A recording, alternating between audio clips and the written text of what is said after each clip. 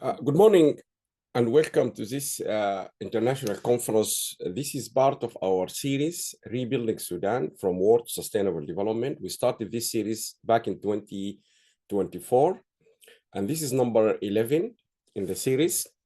And hopefully will be a concluding of what we have been doing over the last 1 year. I welcome you all. And for those who have never attended our rebuilding conferences, just a reminder of what we have done and what we are doing and what we're planning to do. As you all know, Sudan have been going through one of the most devastating war in the whole, in the history actually of this planet. It's never happened like this before.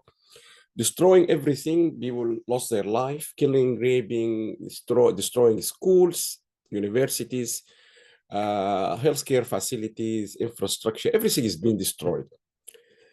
So the idea of this series, and it will continue, I hope the war will stop very soon, but it will continue under this title of Rebuilding Sudan. And rebuilding is not just, we mean infrastructure, but rebuilding the whole country, the whole nation, the culture, rebuilding the relationship between people, the political system, rebuilding everything. So what we did, we started in 2024 by the first conference calling for ending the war and how people can quickly recap from what is been happening in Sudan. And then we continued from January. The first conference on the series where we got the expert was in the 1st of January, which is the Independent Day of Sudan. And we're hoping in the next 10 days on the next Independent Day, which is 2026, we will be able to celebrate. I really want us to celebrate because I think we all have been going through a very difficult time. So we attracted quite a lot of people. The idea is that everyone can contribute, everyone.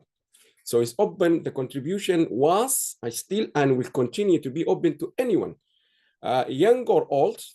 That's very important. We are very keen to listen to the young generations. The same, we are keen to listen to the old generations.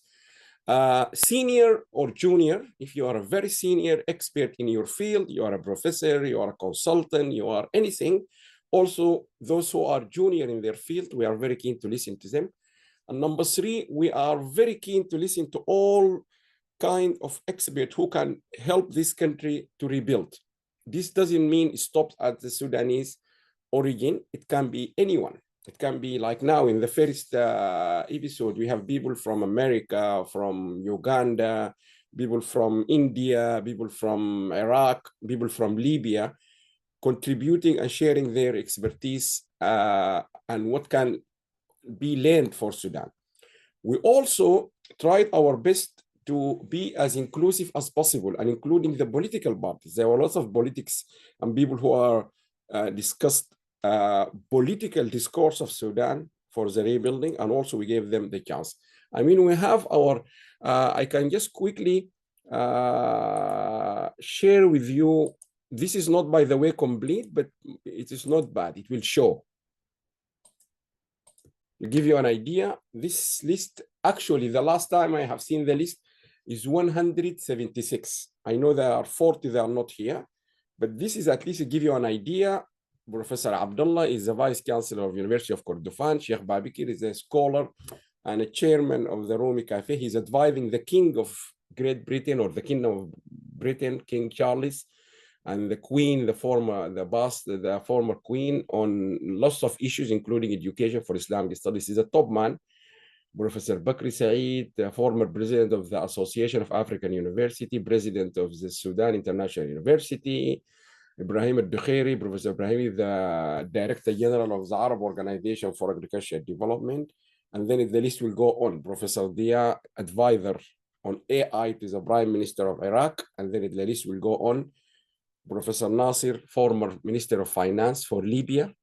Professor Amiro Jordan, this is through the big work he's doing in New Mexico with Professor Taqwa Saeed, top women in engineering. And so on, the list will go on and on and on and on. Then you have the people, practitioners like Dr. Mayada. She's currently the director of public health in Hammersmith, her recent job. Suhair and Neil, and the list will go on and on and on. People from the Netherlands, through the team from Uganda. And we have been very keen to include everyone, anyone who have something to say. All we ask people is either you come and make a presentation, or you write up the paper. We prefer the paper. Give you example here of Lina Abul Qasim. Dr. Lina Abul Qasim is a young Sudanese. She's a doctor, graduated from Oxford University. She just completed her MSc in global health. Well, high achiever young girl. She came and gave her opinion about the future of healthcare in Sudan, and so on and so on. I'm just speaking, by the way. I'm not going through everyone, really. I'm just quickly going through a wide range of people, going to, as I said, 176 now. This list is going on and on. And the list is not those who are outside, they are from inside, University of Kordofan in Sudan. Even people like Fatima Ramli, Dr. Fatima is working in the Forest National Corporation. We give chance to everyone. I have a great admiration for Dr. Isa Al-Ghali, who has been joining us all along these conferences all last year from refugee camp in Uganda. From his own refugee camp, he's joining us the same like those who are in the UK or in France or in Saudi Arabia. So he did everything possible to join these conferences. We then go to people with a specialized background like the Agricultural Research Corporation. They contributed massively. And this man, I think, is quite important, Dr. Amin Yassin. He's from the Ministry of Finance. This man, or this colleague, he's one of the people who drafted and wrote the Sudan Voluntary National Review to the United Nations. So we were so lucky to have someone like him who not only understand, he got a master and a PhD in development studies, but he's the one who drafted the report, which we're going to see shortly, to the United Nations. So he knows exactly the government perspective of this, and so on and so forth. There's a lot of, as I said, the list will go on, and I'm just picking up quickly. We gave opportunity to everyone, journalists, as I said, political parties, everyone. Dr. Abdul Aziz Yassin, which is Aziz Suleiman, very famous name, you know him. He has his post every day. Dr. Muhammad Zain, very, very prominent people who are really in the social media, dominating the social media, expressing the views of many. Then we have people like Muhammad Al-Mahal, Dr. Muhammad Al-Mahal. This is a very big organization, Sudanese American Medical Association. They're doing a lot of work, fantastic work in Sudan. And then the list will go on and on and on. And as I said, we have people from Makerere University, from India, from New Mexico, and so on. Then you have a lot of young generations. Said Al-Brer and Lina organized one of our best conferences for the youth from Queen Mary University in London. And then the young generation, they contributed. Razan Shadali from LSE, Dina from, she's a teacher, teaching economics from the Royal, graduate from the Royal Holloway, and she's doing her master now. And then you get the politician in this country, like Councillor Muhammad Makkawi, and so on and so on. Very special gratitude, really, for Al-Umda Ajak from South Sudan. Of course, Sudan and South Sudan, in my opinion, they're still one nation, but they, of course, officially, these are two countries, but he contributed to all the roundtable, the discussion, everything happening in the Gama Arabic Research Group. Although he's officially from South Sudan, so there's a lot of fantastic contribution from Sarah, from Al-Hadi, and the list will go on. Dima Ibrahim is the president of the Sudanese Society in King's College, London. Fantastic people. Nada is a knowledge manager officer in the big organization, sharing knowledge and expertise and network of African universities. It's called Reform, which is focusing on agriculture. She's in Uganda. Also, fantastic contribution we received from Al-Mezab Digital Library, in particularly. Engineer Abdullah, he helped us a lot. They came and they helped us. Even some of the videos they edited, they cut it. And then we have good contribution from Saudi Arabia, universities, and so on and so on. We have a couple of political leaders. For example, Wael Abdin is He's a leader of one of the political parties. We have people highly professional manufacturing technologies like I said, and so on and so forth. The list will go on. What we tried is to be open and inclusive. We did, and we have been, and we will. As-Sadiq Al-Noor, the official, he's a politician, official is spokesman for one of the political parties. And then you have Abdullah Abgard, who represent the Darfur UK diaspora group. You may have heard him, you may have seen him. He's a big campaigner for the peace in Sudan and settlement. You have the students from Zaim Al-Ashari and other universities, Sudan University of Science and Technology. They have done fantastic work and so on and so on and so on.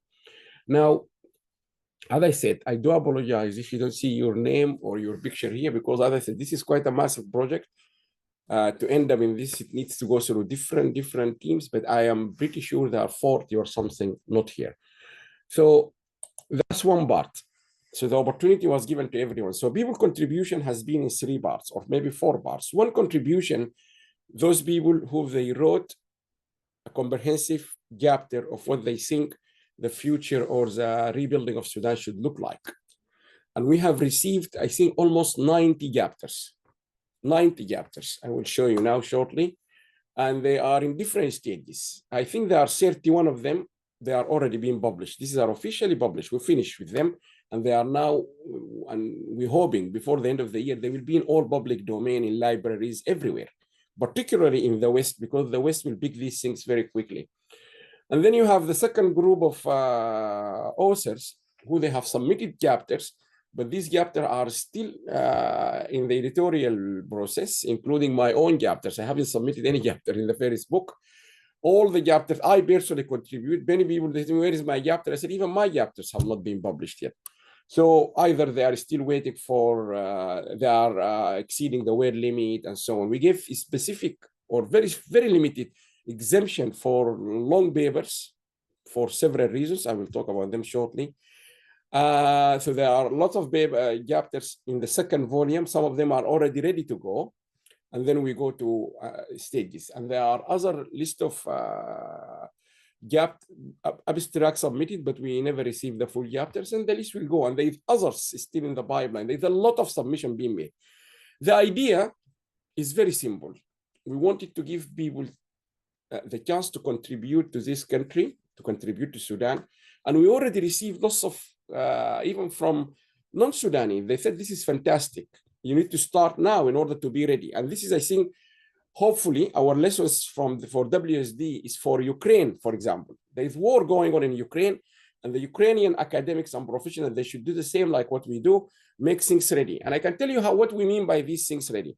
Those chapters or this contribution, whether it is videos or whether it is full chapters or even just abstract, we are going to be working on them to make them in a very solid knowledge hub, where the AI, we will dedicate an AI to this platform to give the answer to any question. So a minister or a local officer in Sudan, he wanted any information or any help, or let's take a big issues like rebuilding the buildings, this damaged building. We have fantastic, one of the best authored paper here by Sarah, is the best person to really guide you through how to rebuild, to repair these buildings. Expert. If you look about women health, particularly after this crisis in Sudan, you have an 8,000 chapter written and authored by one of the top experts on women health in this whole world. Yes, because she's one of the top in the whole world. So we want the AI to try to filter all this database, plus the database we have been compiling from 2009, and then it will be available to people to check. You know, AI, when you check for any AI application, you will get around 70%, which is quite a big number, percentage of accuracy. So we want the AI to be directed, to be dedicated specifically to the questions of Sudan.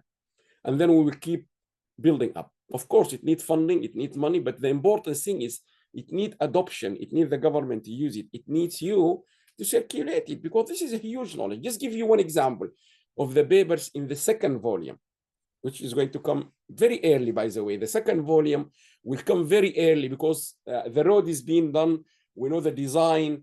Everything is on track now. Early, you will see the second volume very soon. Although it's going to be 2026, but it's very soon. So for example, Professor Joseph Natai, with his team from Makarir University, they have written a paper about smart education in Sudan to build. This is a team of Ugandans. Of course, Uganda is very close to us in different aspects, but very important. Joseph is one of the top academics in the entire Ugandan and African country, top. So the people who contributed are really top in expertise. So if you commission them through a United Nations or World Bank or any reconstruction massive project, you wouldn't get better than these people. The people inside Sudan are fantastic, fantastic people contributing. We also today, we're going to highlight some of the contribution made by people, not directly in writing to us or presenting, like Professor Caroline Ayat. We're going to introduce her in an hour time. She has helped training and teaching ultrasound for ops and gynecology for the last year. I think she trained almost 154 Sudanese consultants across the Middle East and other Sudanese. Of course, we tried our best to make it to the minimum in terms of cost, but she did. And the feedback was very high. She was been working from her flat in Egypt, delivering this training regularly, hours and after hours. So we have this one. And then we will go through all this. So this is generally, to give you a general idea. The bottom line, we want to have an AI hub specifically for rebuilding Sudan. People can just go, they don't have to come and they search for it. And you just have to use, and also there are some students that are willing to continue support this project. For example, you need to see, okay, I have a small school in Madani. The building is being damaged from this side. You go there, you ask the question, you highly likely you will get an answer from a paper or a research paper by Sarah. If you want to reach Sarah, yes, you can reach Sarah. Very easy. That's the whole idea. You're talking about the knowledge economy, you're talking about anything, you can go and get to these people, Gam Arabic and so on. And also we are delighted, the last conference before this one, 2 or 3 months ago, we had fantastic contribution from the cotton industry. Fantastic. Many people, they didn't realize how significant this sector to the Sudan, and also how important this sector. And also we have fantastic people in cotton industry, top names, really worldwide, and you'll see them. So quickly, I will take you to the first one, and then we will go, because I think we got people. I think I'm just about to exceed my time, so it's better to make sure I can quickly run through this one. Now, let's start sharing from, okay, let's share from here. So WSD, we have a lot of book series, but the one in particular I want to highlight now is this one. We have a dedicated book series for Sudan. This has been going on for almost 15 years. So in this one, if you go to the Sudan book series, everything WSD is publishing is free of charge. You don't need a password. You just click and you download. So this is a book series. We got a lot of books done. This is volume 2. Sorry, this is volume 2 and this is volume 1. But if you click on volume 1, then you go straight to this already published book. And here you will come to the book and you'll see all the chapters here. Let's just quickly. Oh, by the way, I forget to mention, Nazar is a leading scholar really in UNESCO. He's based in Lebanon. Very fantastic chapter. An accelerated sustainable development action plan for post-war Sudan. You just click and you can open it. If you want the quickest way. And here you have the chapters, and here you can see it. The share maybe, I don't know, just to make sure you don't miss it, because sometimes the Zoom doesn't move straight with the PDF. This is straight, you have the chapter now. And the idea is this chapter to be open anywhere, in Darfur, in Niala, in Madani, in Khartoum, in America, everywhere. You don't need, there is no password.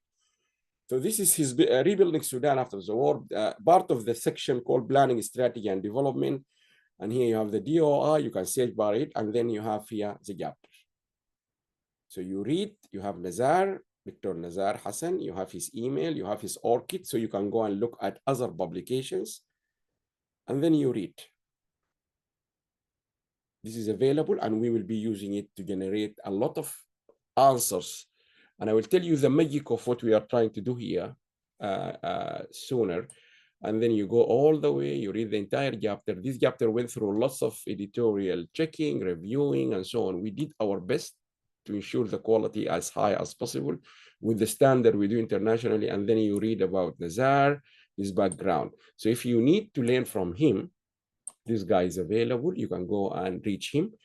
The chapter, I encourage you all, anyone watching us or anyone have contributed, to share these chapters.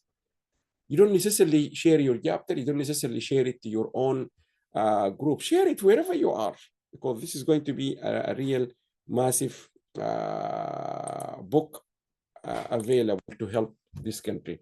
I will go back again to the book. I was just keen not to lose the focus of the. Now we go back to the book.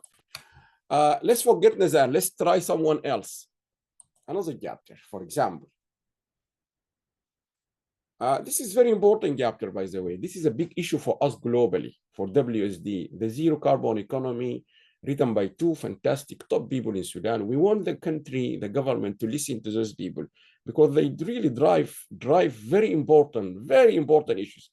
Now, you come here, you don't know Magda, or I talked to you about Amin Saleh Yassin. I said to you, he is one of the editors of the country voluntary national review, which our colleague Professor Archie will analyze, will present the analysis of the report written by this gentleman. I don't think even she knows him. But let's say, for example, okay, we are not stopping you. You go straight to Magda. This is Magda, for example.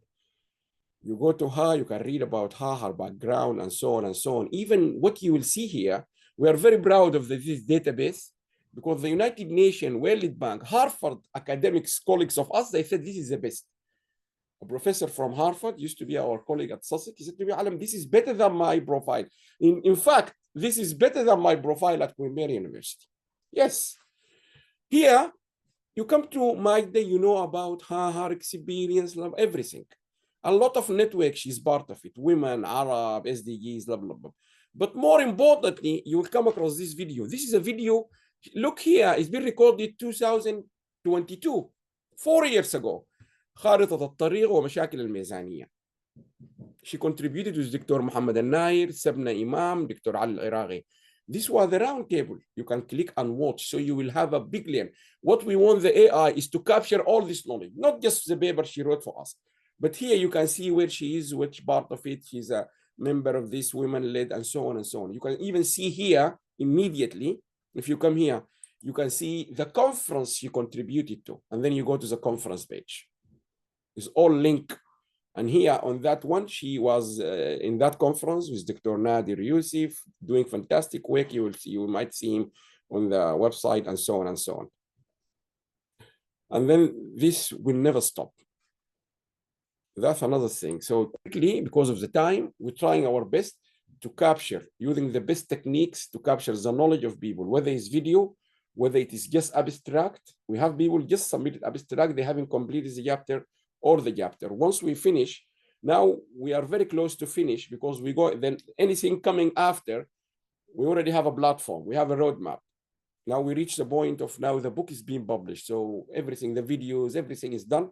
So we will have one hub, and we will get these fantastic young minds to generate fantastic knowledge from the whole hub, and then it will be available. Even yesterday, I was being approached by someone from the government of Sudan, and my answer to him said to me, you have to come to Sudan too. I said, why do I have to come? Everything is online. You want us, we will join you. I'm now from London. I could be speaking to people in Port Sudan, Khartoum, Al-Fashir, Niala, anywhere. Secondly, anything we do is available online. Now you're going to witness today the first comprehensive analysis of the Sudan government voluntary national review. This is the first time. Even the United Nations did not do that. So you're going to hear it. If the government want to take lessons, they can just go and watch the video. As simple as that. The report is already being circulated.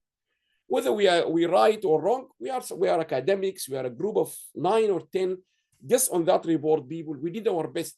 senior academics, junior academics, researchers, AI, people using video. We're going to have also animated 3D representation. We just analyze the government of Sudan. It's not our report, it's the government.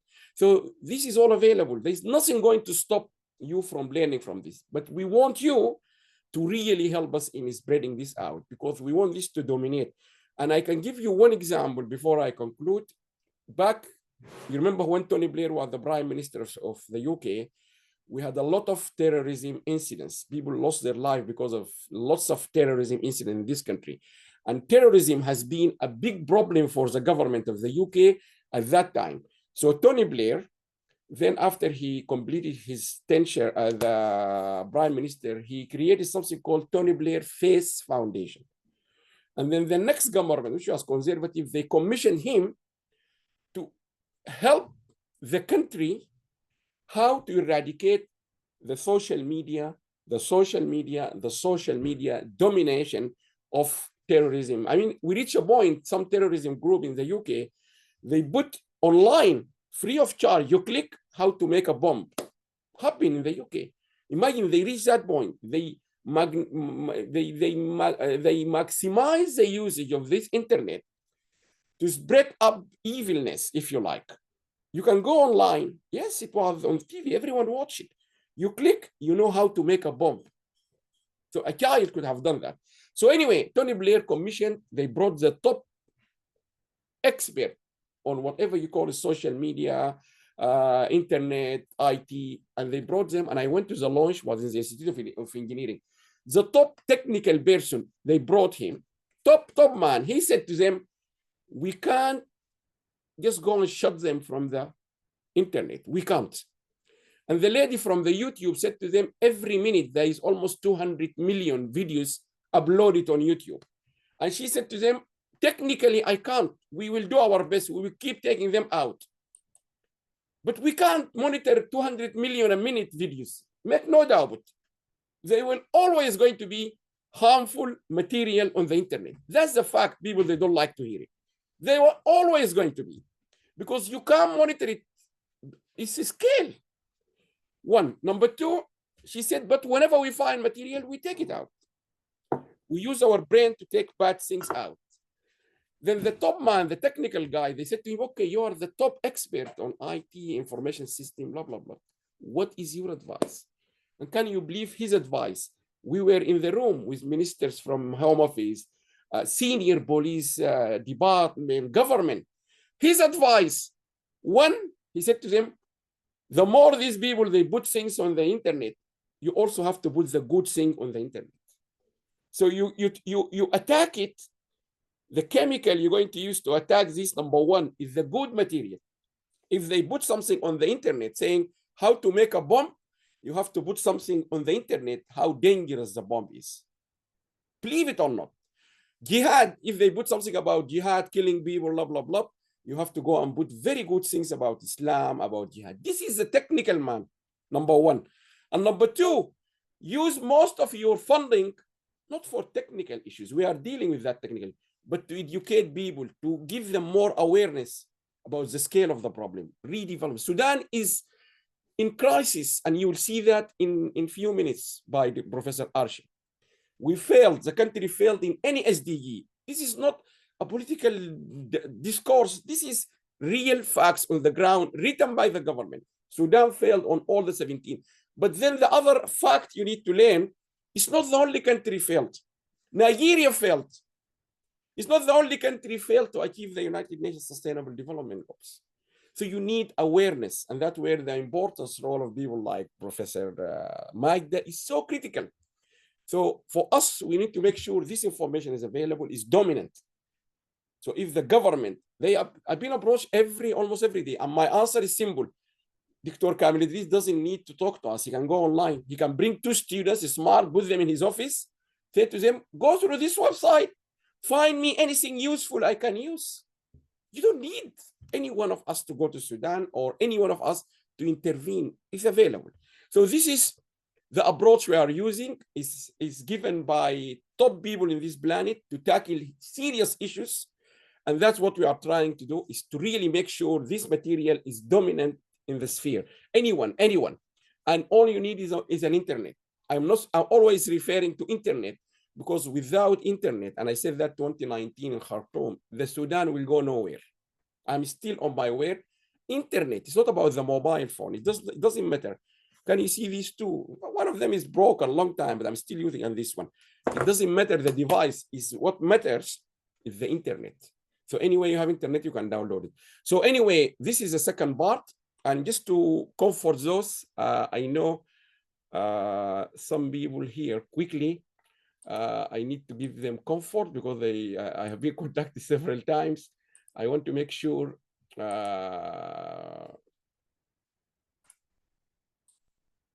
I told them, and I can give you an idea of what is happening in the second volume. Hopefully we'll get through this quickly.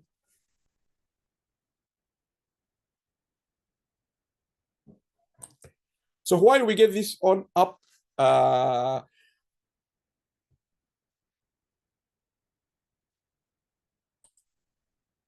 just wanted to make sure I can just give you an idea where we are now. As I said, volume 1 is already published. Let me just show you. So now if I share, this is volume 2. As I said, it's far away. Volume 2, I think, is in a very advanced stage. This is volume 2. Some chapters are already been completed. So I don't think this is volume 2. You can see it is already. These papers are all, for example, this paper about critical review of advanced mechanical cotton is already done completely. The paper from Uganda, digital education for peace building, fantastic team from Uganda is done. This paper is already presented. One fantastic paper from collaboration between Hamburg and Kordofan. These are all done. This is volume 2, and it will come out very quickly. And then if we go back to volume 3, you can see those who are still on the abstract stage and so on. One last thing before we move to our agenda. So we're going to listen to comprehensive analysis about Sudan voluntary national review submitted to the United Nations in July. It's been analyzed, and you'll see our own assessment of the government report. And as I said, when this project is on road next year, we want to connect every work done here with the Sustainable Development Goals, because now we know the problems in Sudan. We know our analysis. You will hear it shortly. We want to connect any problem with the whole multidisciplinary, if you like, package we have here. So the answer will not just come from one paper. It will come from rebuilding this, even from architecture point of view. The answer to rebuilding these buildings is not just going to rely 100% on Sarah al-Hussein work, although it's fantastic work, but it needs a lot of things. It's not just a building we're going to repair. The same thing is schools, universities, for example. It's not just going to come from the academics or Professor Magda or others who are in the university. It can come from anyone else. Maybe Sarah will tell you, okay, if you're rebuilding these universities, why not an opportunity to consider the building, the design? She's an expert on architecture. And then you have like people like Suhair, she'll tell you about if you're building the health sector, build it correctly now, and so on and so forth. So this is what we're going to do. In the third part, we're going to give chance to 2 fantastic trainings or programs we are running now. And this is going to be the first. It will be launched early January. A postgraduate diploma. We will issue it here from London in collaboration with the American Association of Continuous Higher Education, Medical Education. It will be delivered online with a training happening in every country. So if in Uganda we have people joining this diploma, we will talk to our collaborators in Uganda to give them training. And also we're going to talk about research bites, helping young researchers to publish their work. So this is going to happen in the third part. The last part, we are hoping, although we're still waiting for some results from some people, we ask them to contribute. We want to acknowledge, of course, we acknowledge everyone in this program, anyone who presented, spoken, written a paper, everything. But there are people who really have went beyond, lots of miles beyond others. And we really need to highlight them because we know them. You may not know them. We have been through all these chapters. So there are people, there are chapters really stood out clearly. There are authors who never miss a deadline. They wrote with high passion, critical. The quality of the papers are very high. There are students who have done a lot of work. So we want really to appreciate them. We want to tell you, I mean, some of the best awards we already know. So the researcher who contributed #1 in this whole project, we know him or her. The best university contribution, we know. There are some clearly black and white. We managed to, we will say later today what was the best university supported this project. We have evidence for that. But we got some competition is still going on between the best women researchers, for example. Top 4 or 5 women contributed. The problem is different fields. So we will do our best, but we thought it's important we recognize them officially. And we are hoping on the 1st of January, we will do a big celebration for those people. And the problem is they are not, of course, they are not in the UK, across the whole world. So we're hoping also to, we're saying thank you, we are grateful to everyone, but there are some people really stood out. I can just see in front of me, if you don't mind me, Professor Magda, I think she's still, either she's, I hope she looks better, but she's recovering. People with COVID, they join this platform. People, I was hearing the gunshots and the bombs in Omdurman when they are joining us online, the students from the Im al-Azhari. Fantastic students. I was hearing the guns and the bombs happening in Omdurman. These guys, they didn't stop. So the people really, they went beyond everything. So we need to acknowledge them. I think I have said enough. I need to stop here. And I would like to welcome and give the opportunity to Professor Arshi Naim. Arshi Naim, she's going to present to us the analysis of a big project WSD took, which is called SDG Tracker project. We tracked all the SDGs progress across the whole world. So far, we have done 70 countries, 6 or 7 reports already published, Sudan, one of them, Qatar, Saudi Arabia, Germany. I think we've done a lot of them. But Arab, we cover all Arab countries because that was the first mission, is to cover one area. We cover the Arab countries, plus Japan, Canada, India, Germany, and so on and so forth. So she's going to present to us the findings of our analysis of the Sudan National Review. Professor Ashi, first of all, let me make you co-host. Yeah, you can go and read about her, but I can just say 2 or 3 things. I don't want to embarrass her.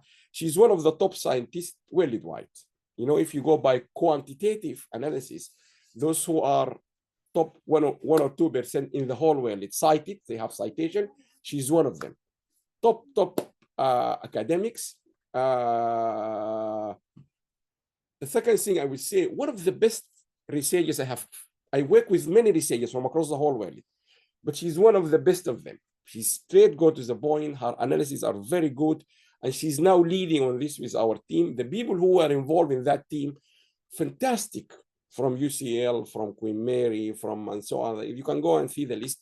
We have people also involved in the graphic. We acknowledge everyone, even those who have just helped us with the design of the brochure. So, Professor, the floor is yours. If you can start sharing. So after she finishes, we will give you a chance to engage in discussion about this report, but briefly.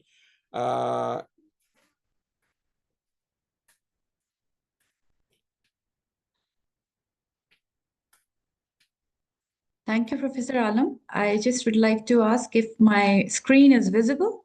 Yes, and once you are clicking now, it should be, and I will stop. I allow you. I'm looking forward. By the way, Archie did one last week for the Arab countries, was fantastic, really. The feedback, Archie, was phenomenal. So I'm looking forward to fantastic presentation. So yes, go ahead, Professor. Thank you so much, Professor Alam, for such incredible introduction. And today, while we are talking about rebuilding Sudan, this is one of the initiatives, I would say, that has made a great contribution to come together, to work together, and to learn what Sudan has been doing and what are the challenges that Sudan is facing and what are our recommendations on the same grounds. So leading ahead, today we will be talking about Sustainable Development Goals Tracker for the country Sudan for the year 2025.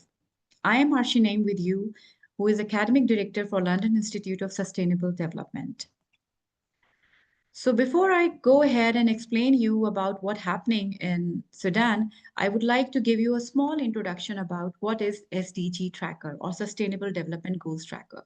This is a global initiative which was developed under the auspices of World Association of Sustainable Development, and it is a systematic analysis that is using the VNR, which is Voluntary National Reviews, to score, given to the score to the country's performance, contribution, work, and this report, it is very important to note that has been submitted to United Nations state members. So the report has been submitted by the country itself. We have not extracted any statistics, any data from our side. So every analysis is done based on the report submitted by the particular country. Also, the SDGT aims to enhance global accountability, promote transparency, and provide evidence-based insight for policymakers, facilitate cross-country comparisons, and to provide a benchmarking for the countries to look forward, to work together, to see how they can also improve while seeing other countries working and improving and dedicating in the process of sustainable development goals achievement. So this platform is very important, not only to learn about a particular country, also to learn about the comparative analysis, to learn about the benchmarking, as well as to know how they can also create a guidelines for the improvement of particular country. Take a small introduction about Sudan. Sudan is a country that we see that it is located in Northeast Africa and has faced profound development challenges alongside periods of reform and resilience. Prior to the conflict that happened in April 2023, you would have seen that Sudan was making a gradual progress towards sustainable development goals. It was helping to reduce, for example, poverty, creating initiatives for good health reforms, educational setups, more health facilities, and working for environmental protection. But when the conflict started on 15th April 2023, we found that there was a severe disruptions in the progress, displacing millions, destroying vital infrastructure, reversing many development gains. So all in all, we found that Sudan is like shattered in the current scenario. But what is always important is to see the positive side of the thing. Even though Sudan is in the crisis, even though Sudan is in the severe disruptive examples for the world, then Sudan has remained committed to work on the recovery, work on rebuilding, and work on reflecting its commitment to achieve sustainable development goals. So it has submitted its third VNR, and you can see that the latest VNR submitted by Sudan is in the current year 2025. This is a very good example for us to see that there is no excuse for the commitment. There is no excuse for saying that the country cannot move ahead with the crisis and having conflicts. So if Sudan can do it, why not other countries when they are not facing such challenges? So I would put Sudan in a positive, you can say, picture in terms of contribution, in terms of taking initiatives to develop, to come out of the challenges that it's facing currently. Now I would like to explain the methodology that we have used in measuring the VNR progress. As I told you that this performance analysis is based on quantitative as well as qualitative data. And this is aligning with the national priorities given by the SDG targets. So there are 5 scores that we have elaborated. For example, we have no progress, which means there is no data available or there is no measurable progress that we can look into and that can help us to measure or give the scores. The second one is severely off track, that there is a little advancement, but there are major gaps. There are gaps in terms of, for example, data, work commitment, meeting the challenges, and so on. And then we have, for example, off track. There is an improvement, minimal improvement, but the progress is also very limited. So I would say that this is a situation which is something like average situation.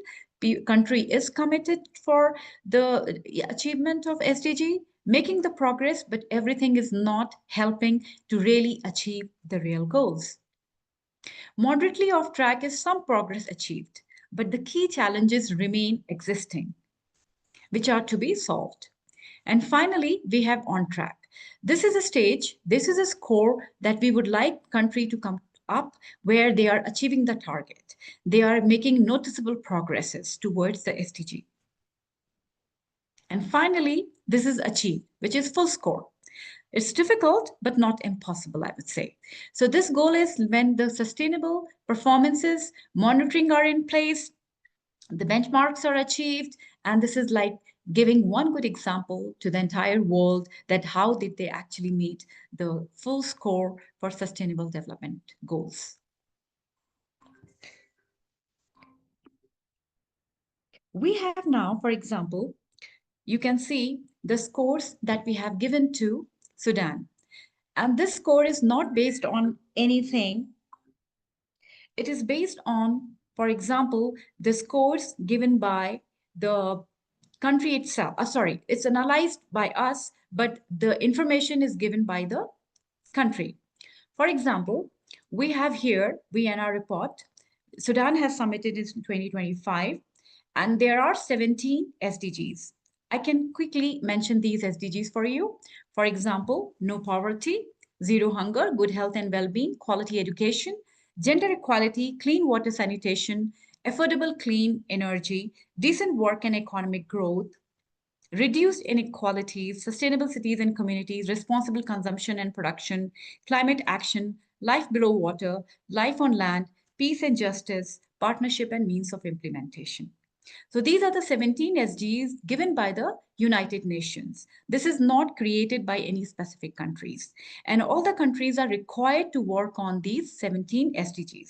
Now let's see the scores of Sudan that we have here. You can easily see that Sudan is scoring either 1 or 2. And most of the scores, or I would say it's like average for 1 and 2.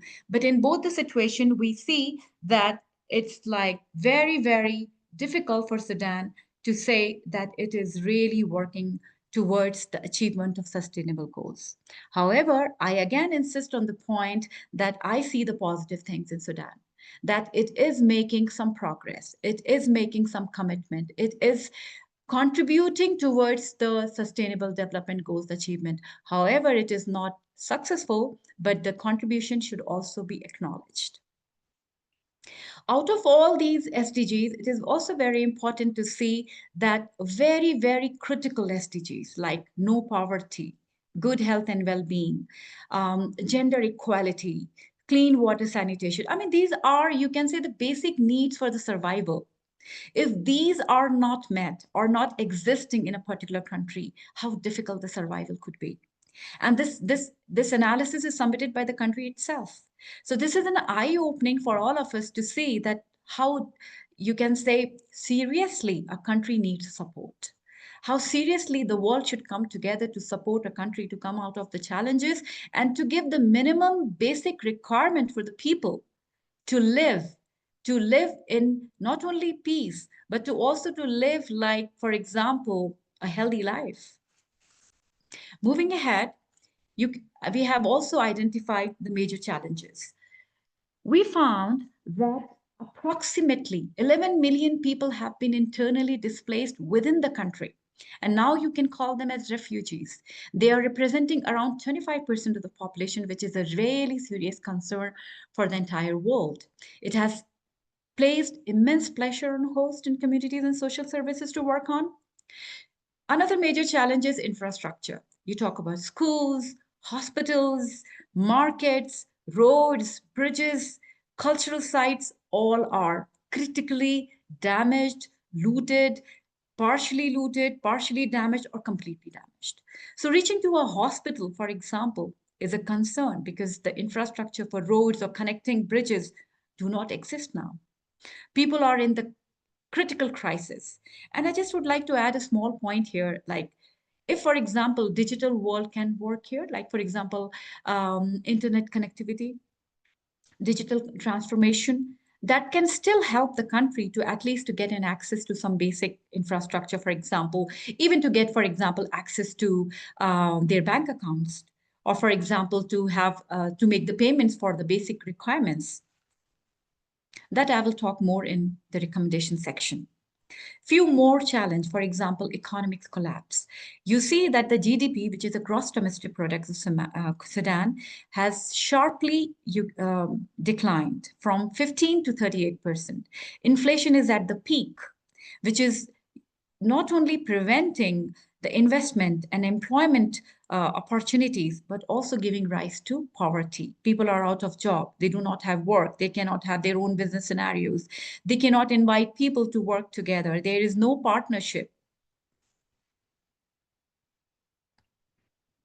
Humanitarian crisis, we found that food insecurities now affects over half of the population, with 3.7 million children under 5, or the pregnant women, breastfeeding women, they do not get a good treatment. There is acute malnutrition.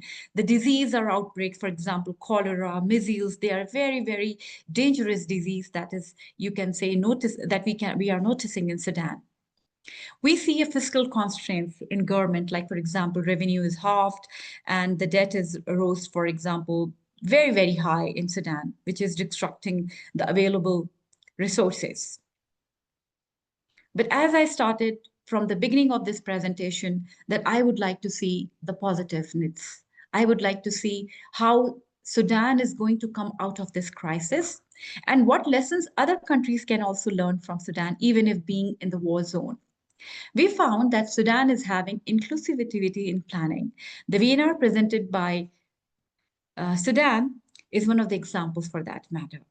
It has explained who could be the stakeholders, who can assess the war impact, who can work together for rebuilding Sudan, how peace and development can be integrated together, and which we have found also in the framework of United Nations Security Councils that was explained in 2025 National Plan under the verdict of 1325, that what should be the recognizable sustainable development goals included in the country, that if those, we call them as critical successful factors. For example, if these factors are not, you can say, addressed, achieved, the country cannot move ahead. So this is what we call it as integrating peace and development. And we also say that if there is a good, you can say, integration between local and state government, if there is a local and state resilience, safer states and local communities can be helpful. So we found that the host states outside the Khartoum, they absorb displacement populations. They maintained essential services. So we have to also not only to feel human, we have to act human. That if the people are affected from an area, the other states, local, you can say, or the neighboring countries should high-hearted or with open hand welcome these displaced people to help in any way that they can. This is what we call it as integration. We would also like to see the notable contribution for Sudan. Let's go back when there was like pre-war, there was no war, the year, for example, 2020 to 2022. This gives us, you can say, a ray of hope, what we were before war, and now what is the situation and how we can develop post-war. So just to learn from our past, we found that there was a slight improvement, but there was an improvement, which is a positive point, 0.8% in 2022. Primary education completion was from 1.6% to 62.26, a 1% increment only in 2022. But we see the development. We do not see, you can say, a reduction in something. Access to employed drinking water rose from 70% from 60%, a 10% improvement. Then there was steps taken to expand electricity access, which was for 60% of the population in 2022. But still, there was a major requirement. Now, this is the area or the time period of conflict. 2023 to 2024, 2025, we see that the grain production rebound from 4.1 million tons to 6.6 millions. Government revenue partially recovered 2024 after having in 2023. So we are still seeing that there is a ray of hope even during the conflict. I always like to see the glass of water which is full, not the half. So based on that, these contribution I have mentioned for you to see that there is again a ray of hope to rebuild. Let's talk about the recommendation that we have prepared after the analyzing the VNR for Sudan. Peace and security, establishing lasting peace to protect civilians to have a stable environment for the development. Our next recommendation is about food security and agriculture, where we would recommend to rebuild agricultural systems, ensuring access to inputs and strengthen climate resilience. Then the third very, very important recommendation was about gender equality and women empowerment. We recommended that we have to expand women economic, social, and political opportunities and protect their rights and to empower women. Environmental and biodiversity, we recommended to restore ecosystem, protect cultural heritage, and promote sustainable resource management.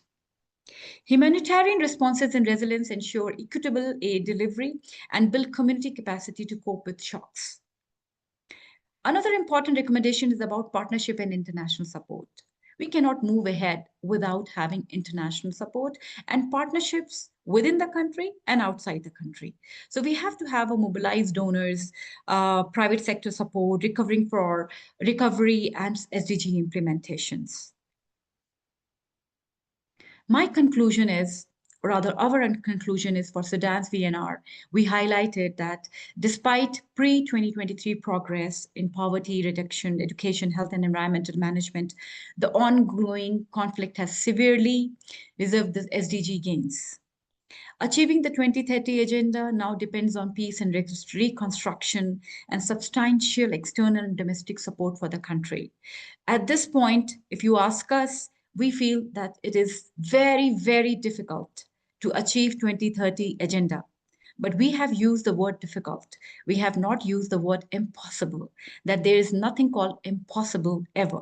As per the Shakespeare said, word impossible does not exist in the dictionary. So here we focus that post-conflict recovery, 2024 and so on, we see that there is very important to restore the growth, public services, rebuild infrastructure, help vulnerable populations, help in resuming the debt relief, help for attracting investment in the country, and help to rebuild Sudan. So this was the analysis from us. Thank you so much for your patient hearing and coming together for rebuilding Sudan today and taking some more initiatives, learning from our past mistakes and recovering from our past war and looking forward to rebuild, to have a very, very positive scenario and environment for the country and for the world, I would say. Thank you very much, Archie. As usual, fantastic presentation, really very good. And maybe just to re-echo the last statement you mentioned about being positive and there is nothing impossible. I remember around 25 years ago, there was a very famous interview with the Minister of Foreign Affairs of Saudi Arabia by the BBC, 50 minutes interview, very famous. And I keep referring to it as there's nothing impossible. And they asked him that the West want you, Saudi Arabia, to transform your education system, to give women rights, to give women the chance to have their rights, to drive cars. Every time I mention this example, people, they say to me, Alam, really, yes. And just look now, one of the problems of the reasons why the traffic jam in Riyadh city, as an example, entire Saudi Arabia, but just take Riyadh city, because of the number of women drivers driving on the streets. So now you cannot go to Saudi Arabia and give them any lecture about women empowerment. The top 6 diplomats leading Saudi Arabia foreign affairs are women, including the US, Spain, European Union. So there's nothing impossible. So Saudi Arabia now, you go to the airport, all you meet at the airport, I have been there regularly, are women. So imagine this is a country where the West was pushing and asking them to transform, giving one woman right and so on. So I think Archie is right. There's nothing impossible. It's difficult. Saudi Arabia to do what they have done now. One of the difficulty now is road is congested. Why? Because suddenly you have double the number of people driving cars. It's doubled. And the roads are not being built to take all that number. Example, I'm just giving you example. So I think it is possible. We need to stay positive. I'm quite keen on the time. I'm going to give you a few minutes, but can I ask you and urge you kindly? A question is a question. A comment is not what we want. Really, we don't want comment because there is much to do here. Please, this is a big topic. This is a whole country. This is a country report. If you have a question, ask it. But comments, if we open a comment, we have to give everyone else comment because we need to go to another important. I want quickly to bring some of the authors here who have contributed to this book to shed some light. Particularly, I can see I have 2 or 3. I'm very keen to listen to them, or 3 of them. Now, so I'm going to give it, but please, question is a question. So let's start by Dr. Muawiyah Hussein, also one of the contributors to this book. Okay, Dr. Hussein, introduce yourself quickly and ask your question, please. Assalamu alaikum. Alaikum assalam. Thank you very much, Professor Alam. Thank you very much, Dr. Arshi. A very specific question about the scores given to each objective of the SDGs. How do you score these objectives, giving 1, 2 out of how much? And for Sudan, yani, this is when you give these scores. Thank you very much. Arshi, you can answer if you want, but you go ahead, answer. Okay. Thank you so much. Thank you so much for this question. And it is a very important question, I would say, to learn about the methodology. We have 5 scores given. We have elaborated 5 scores, I would say, in Vienna analysis. Like we have given score from 0 to 5. Now, your question is that how did we analyze it? We have used mixed methods, as we call it, as a research methodology. Quantitative methods and qualitative methods. So first I will explain you the quantitative methods. We have used a formula based on, we have given the scores for these SDGs, 0.5. For example, SDG 1. For Sudan, we have given score 1. Now, you would like to know how we have given this one. There are indicators given by United Nations. In total, there are 234 indicators elaborated by United Nations, and these indicators are different for different SDGs. For example, SDG 1 may have 20 indicators. We will see how many indicators Sudan has achieved for this particular SDG. Now, this is a quantitative analysis. So based on that, we have used artificial intelligence to identify how many indicators have been met by the Sudan, and we have assigned the score to that. Later on, we have moved to the qualitative analysis, which is based on the justification given by the country itself for the particular SDG. For example, it has explained the challenges, the data, the statistics, what was earlier, what is now, how much, for example, how many people are malnutrition. So all this is a qualitative analysis, which is completely analyzed by the humans based on case studies, based on the given analysis. And then we have prepared a cumulative analysis, which we call it as average score. Based on that, we have given, or we have identified that out of 5, this country takes a score of, for example, 1 or 2 for a particular SDG. So if I'm clear, please let me know, or else I can explain more about this. Okay, thank you. Now, Dr. Maida Sadiq, unmute and go ahead. Thanks for giving me this chance. For me, there are other factors that is not measured, and it is hidden factors, by the way, and could be the main factors contributing to the failure of Sudan to achieve or to achieve the SDGs, such as the parallel governments or the parallel powers, or the chronic planning without sovereignty, something like a statistical state failure, or invisible development factors. So do you think that the clear factors or the direct indicators are enough to measure? Thank you so much for this question. And I would like to tell you that this was a very brief account that I have shown today. And I would really request you to have a complete, you can say, vision and check our VNR report that we have prepared for Sudan. And all the things that you have mentioned, we are very fortunate that we have mentioned in our VNR analysis. Okay. So yes, focusing on the immediate or the direct indicators given by United Nations is just one part of the analysis. This is, or I would say, only one section of the analysis. Our analysis is very in depth. We have not left any stone, I would say, unturned from our side.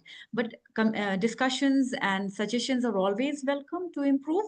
And it's always good to have, you can say, comments and you can say insights so that we can definitely improve. But at this point of time, all the things, Doctor, that you have mentioned, we have already addressed in our VNR. And we have not only focused on the direct indicators, rather we have focused all the hidden challenges. Apart from that, if you see the report, we have divided our report for each SDG, I would say, into 4 sections. Number 1 is the justification given by the country itself, explaining just in terms of quantitative terms. From that, we analyze that what were the challenges country has faced. And from that, we analyze that what are the progress and solutions that they have made from the statistics and the information that they have made. And from that statistics, we have analyzed that what are the you can say unsolved challenges and unsolved challenges. There is a silver line difference here, Doctor. What is the difference? The challenges we already know. Probably the unsolved challenges, probably the country itself has to identify. So we have helped to identify those challenges also which are hidden, not seen, not put in the report also. But this is like reading between the lines, that poverty exists. But what are the major causes of poverty? What are the causes which are leading to the poverty, for example? So in unsolved challenges, we have tried to mention those areas also. So like, for example, we have 17 SDGs given by the United Nations. For each one, we have focused these areas, and then we have taken our study a little more ahead, like the major challenges, like the contribution, like, for example, the key contribution made by the country. What are the lessons that we have learned from Sudan? And then finally, we have prepared our recommendations, a list of recommendations, I would say, where we have mentioned every big and small points. If not in detail, at least we have hit the target. Okay, this is also one of the important points to be discussed. So this is how we have worked on our analysis. And today what we have presented was a brief scenario to give a picture or our efforts that we have been doing in the analysis. I hope, yeah. I think, thank you very much. Just to bring it to your attention again, what exactly we have been doing here. The United Nations in 2015 agreed in New York that each country should address these 17 goals: poverty, well-being, health and well-being, and so on. And they requested, the only problem, that request was voluntary, countries to submit a progress report. So the report we analyzed is submitted by the government of Sudan, the Ministry of Economy. So it's not a literature or is not a published document. It's official document submitted by the country, which is Sudan, to the government, to the United Nations, and the Undersecretary of the Ministry of Finance of Sudan went to New York and presented. If you look to the report, which I will show you now, if you look to Saudi Arabia, it is signed by the Crown Prince. Canada is signed by the Prime Minister, Justin Trudeau. So these are government reports. And what the government is saying in that report to the United Nations, this is what I have done in the 17th. This is what I have achieved. This is what I have not achieved. And these are the identifiable reasons why I have not achieved this one. And these are the contribution I think helped me to achieve this one. And then the list will go on. So what we did, we said to the UN, the first thing is to analyze the country's own wording. Imagine this is your own data. For us, this is a data should be treated seriously because this is the government. The Minister of Finance is the one who signed this one. So he should be responsible for it. Saudi Arabia, the same. Jordan, King Abdullah is the one who signed. Imagine a report taking the Prime Minister signature and so on. Now, from those one, as Archie said, we have no way. If you don't, imagine, just look at Nigeria. They got 9 off track. And the reason why it's important you go to the platform, because I want to show you the following. Now in Sudan, in the case of Sudan, you can see now, this is Sudan. the same like other countries. What we did here, when it comes to the SDGs, SDG 1, for example, why we gave it one, only one, which is seriously off track, because from the report, this is what we found. We give you the justification for our mark one. We give you the challenges identified from the reports. And we give you the progress and the solution identified from the report. And we will give you the challenges is still not solved. And then you will go to the next one. You can choose anyone else. So you can read anyone you like. And we're going to have an open consultation. It will never stop. If you, for example, Professor Mike, you come back tomorrow and say, I think, Alam, in the infrastructure, industry and infrastructure, SDG 9, I think you should give Sudan 2, not 1. And you just need to tell us your justification. And that justification has to come from the report, not from any outside literature.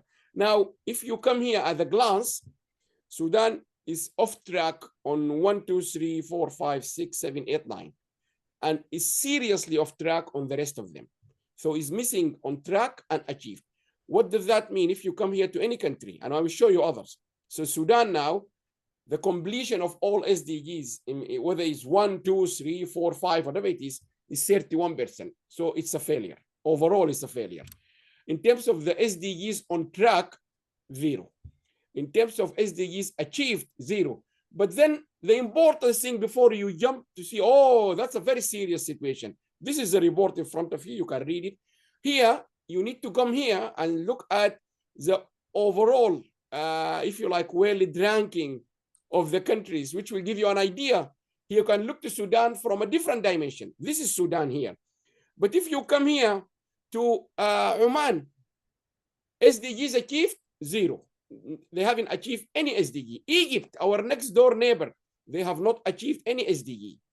Of course, different reasons. But in terms of on track, Egypt is doing, sorry, this is Emirates. In terms of on track, Emirates is doing very well, 71%. Qatar, 71%. Oman, 76%. But the only country achieved goals as Qatar. Only country in the entire Arab region. The only country. But if you come and compare it to country like Japan, Japan completion is 58%. But if you go to Qatar, completion is 75%. But in terms of Japan, how many on track? 53%. If you come back to Qatar, only 71%. But when it comes to Japan, 24% is already been achieved. So far, based on the data we collected so far, and we managed to input it, Japan is number 1 in the entire world, although they have less overall completion and less on track. Why? Because they achieved. If we go to Japan, Japan achieved goals, achieved completely. If you come here to the SDGs in Japan, they have achieved 4 goals, 17, 9, 6, 4. Done. Passed, got the award, finished. And they are on track on this one, and they are moderately off track on this one. If you go and compare them with other countries, this is the way you need to see Sudan from that angle. If you come to Germany, completion 74%, on track 59%, but they achieved just 1 of them. But if you go to Germany, this is where we found lots of interesting ideas. If you go to the tracks, look to number 4, which is a very important track, education. Germany is on track, but they have not achieved that goal. They are on track, but they have not achieved the goal. If you go back and look to other countries, this is where you will see. You go to Qatar, for example. Qatar, if you come to the education, they achieved the target. So they achieved the education and the poverty. The only country in the entire Arab countries to achieve these goals is Qatar. So this is where you really need to see Sudan from that angle. If you go back again to see the situation of Sudan, you need to compare it with others. Just look, let's go to the end, for example. Just to give an example, because Sudan is on the last 4. If you come here to Tunisia, stable country, on track 0, achieve 0. Go to, Yemen, on track 0, achieve 0. Go to Syria, on track 0, achieve 0. You go to Somalia, the same 0, 0. And if you go even earlier than this, to Lebanon and other countries, So this is the way we want people to see the data, not who is good, who is not bad. Look to Iraq, fantastic, on track 6%, but they haven't achieved anything. Egypt, on track 0, achieved 0. They are only completed 58%. So if you compare Egypt from the UN perspective in terms of achieve something, 0, on track 0. Despite the fantastic work Egypt is doing, but they haven't yet achieved any of the goals. And you can see here. If you come to the goals here, you can see Egypt, yes, they are moderately off track, a lot of them. So they have to work very hard to make this, rather than moderately off track, at least to make them on track. If you come to the off track, is 2, none is achieved, and so on. So that's something very important. And I would like also to stop this one here and see if there is any other one, any question. And there will be a lot of consultation. We're going to open up this to the whole world. By the way, the reports are all available, and you can watch them and you can read them. And they got any other question? Okay, so let me move now from this one. The idea is from now onward, we want people to contribute. We want to put these serious challenges facing the country from this VNR to the researchers to the academics. So we will say any academics now, we want you to identify one of the key challenges and try to tell us your chapter or your contribution, because we really have a limited time and budget or anything or resources. We will need to focus on people that are going to address serious issues already identified by the report. So I would like to give few, not many. I can see here, maybe if Dr. Salahuddin Jubara, if you are available, because you have written the chapter about peace, security, you are a lawyer, you are a professor of law, and this is a critical point. So we don't want anyone to go to presentation or to go, the chapters are available, people can go and read them. But I want to give 2 or 3 interventions from the people who wrote these chapters. Maha also, if you would like, because biodiversity has been identified one of the major challenges for Sudan. Dr. Maha, if you want, you can just give us a glimpse, not too much about how do you see your chapter contributed to these biodiversity issues. Salahuddin, Sarah also, Sarah did fantastic in terms of rebuilding. If you want, I don't know who wants to go first. I think the law and the legal issues are critical. Yes. Do you think that the education had a huge negative impact in Sudan? Yes, because we believe strongly our model for SDG, for WAST, in the heart of everything is education. Without education, you will not achieve any sustainable development goals. And we have said this repeatedly. With education, we mean primary. We don't mean the university. Universities in our model will come under innovation. So university is not where we educate, but we innovate. That's the best way the university should see itself. We educate in primary school. But at the university, the UN see the universities as an innovation hub, an innovation place, not to bring them to teach them. They can study themselves. They can go on.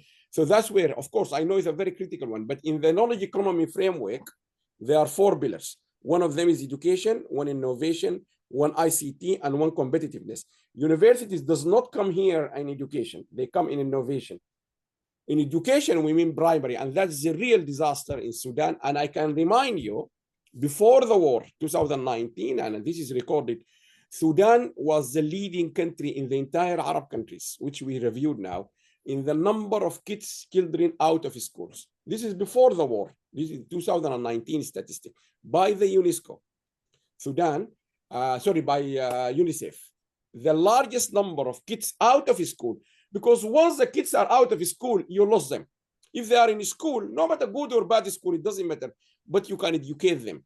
You tell them not to throw a plastic bag. You tell them how to use, to be considerate. You tell them the behavior. You teach them how to respect each other. One of the big problems now is the hate crimes. A lot of hate in Sudan. Where do you solve this one? Not politicians. You need to solve it in the school. So I agree with the question. Yes, it is one of the biggest things Sudan need to work on this. And I remember in the past, political parties have somehow agreed. I remember I was in London. I went to a couple of people's houses talking about this, leaders from political parties. I said to them, you fight politically, whatever you like, but can you agree on education? These kids should go to school. These kids have nothing to do with this war, whatever is happening in Sudan. So who want to go? Sarah or Salah ad-Din or Dr. Maha? Any one of you would like to jump in quickly? I can do the following to make it easier for me and you. Anyone from those, just unmute and talk, but we don't want academic text. The academic text is already published. We want to hear from you, a conversation with the general, normal Sudanese people, or anyone who is wanting to understand from your expertise, how can that be applied? So we have 4 or 5 now, but I'm very keen, if you are Salah ad-Din, you are there, Gibara, talk to us about the law and order, peace and security. How can we ensure peace? How can we make the UK a lawful country where people, they have their rights, human rights, anyone. Biodiversity, Maha, is being identified as a big issue. Any question? Anyone would like to jump in? Unmute and talk, please. There are some people I don't know, like Scorpion. I don't know who is this Scorpion, but anyone, I can't read his name or her name. iPhone, Omar, Muhammad Al-Faqih. So anyone would like to make a quick intervention? In a way, how do you see your work? Hello. Yes, yes, Maha. Assalamu alaikum warahmatullah. I Wassalam. hope you are all fine. Thanks very much, Professor Amlam and his Professor Archie for the comprehensive and informative presentations. I think in biodiversity and natural resources issue, we should stress on environmental education and awareness raising, especially for the stakeholders and people or rural communities and people in remote areas, which are far away from the decision-making centers. So if we highlighted this issue, I mean environmental education from the primary school education to the top education level, it could be very important and very effective. Also, engagement of youth and women sector in conservation of biodiversity is also of prerequisite and very important issue. Thank you very much.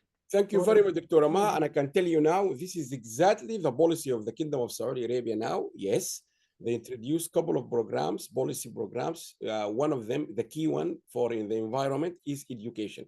And exactly what you said, and this is what we have been arguing, if you educate kids from the primary school not to throw plastic bag, they will never throw it.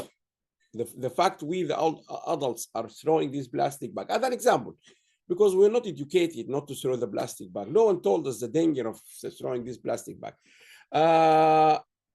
Mukhtar, I don't know the exact name, Mukhtar, can you unmute? Prof. Alam, thank you very much if you hear me. Yes, we hear you. Thank you very much. In fact, just throw one question, and I think you answered it about education. Really, because I am from education part, I mean specialist in education and curriculum, and I really emphasize and agree with you that education has great impact in our world, because we are not educate our people how to respect, for example, our country, how to love our country. We know that some people from, just like Egypt, when one went outside, when he come, maybe he what he talk about his country, but we say Abu Sudan, something like this. One thing also about what you call national education, what I mean at Tarbiyah al-Wataniya, I remember previously when I was a student at secondary school, or before that, primary school, they taught us about it. However, at that time, nothing. So this is why I think there are many factors play a great and huge role in this war. One of them education, another one because we are not respect the law. Because those who, for example, talk about our country, who even did a lot of bad thing about our country, supposed to be what you call judge. So thank you very much. Thank you very much. Where do you work now, Mukhtar? University of Bahrain, Bahrain Teacher College, previously at International Islamic University, and previously Sudan University of Science and Technology, and I studied at also Umdurman Islamic, Delen University, Khartoum University Education. Excellent. Wealth of experience and of curriculum. Even last night we were having this discussion with a group of Sudanese. Can I ask you quickly? I read this issue and I would like to continue raising this issue. Most of the curriculum in Sudan for medicine, sorry, for agriculture, engineering, economy, law, all of them are 5 years. All these courses in the UK, they are 3 years. Have you ever thought about people to reevaluate this curriculum? Particularly now we got these kids lost 2 or 3 years of their life. If there's any chance you think we can reduce this curriculum and then we let them graduate quickly to compensate them? If the question to me, yes, I'm ready to answer. First of all, I think this the old system, 6 years, you know that, for example, since we established Numeri, our head of state, established Jazeera University. I think you are from Madinah, right? So they have this, you know, faculty for this in 5 years. Also, I remember in Malaysia, 5 years. But in Khartoum University, 6 years. This is the traditional way. Another thing, how to evaluate the curriculum. In fact, curriculum, many people, they think that we can evaluate curriculum after 5 years. No, we are in the era of technology. Supposed to be curriculum evaluated from the time we set the objective. Same like, you know, that Bakht al-Rida. You remember Bakht al-Rida in Sudan? So what they do, they set the objectives, then they assess the curriculum. Then after they find it very well, then after that they can, throw it to all what you call country. Coming back to your question, I think we're supposed to review from the time of objective. And to me, I think some of curriculum are very old, cannot match with our our life and our work, and particularly with this education, era of technology. So we need really revolution of education in Sudan. To me, in Malaysia and here, we use sophisticated technology. In Sudan, things getting better, because I noticed that last time in my former university, Sudan University of Science and Technology. I remember I read, I think I listened to your interview with principal of the university. I think he talked very nice about education technology and something like this. But anyhow, coming back, I'm not one to the time. We're supposed to review the curriculum. We're supposed to review our objective. We're supposed to see whether our curriculum really match our life or not.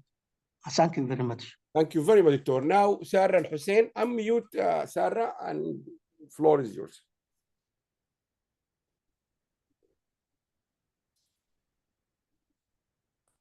Hello, everyone. Can you hear me? Yes, we can hear you. We can see you. Assalamu alaikum.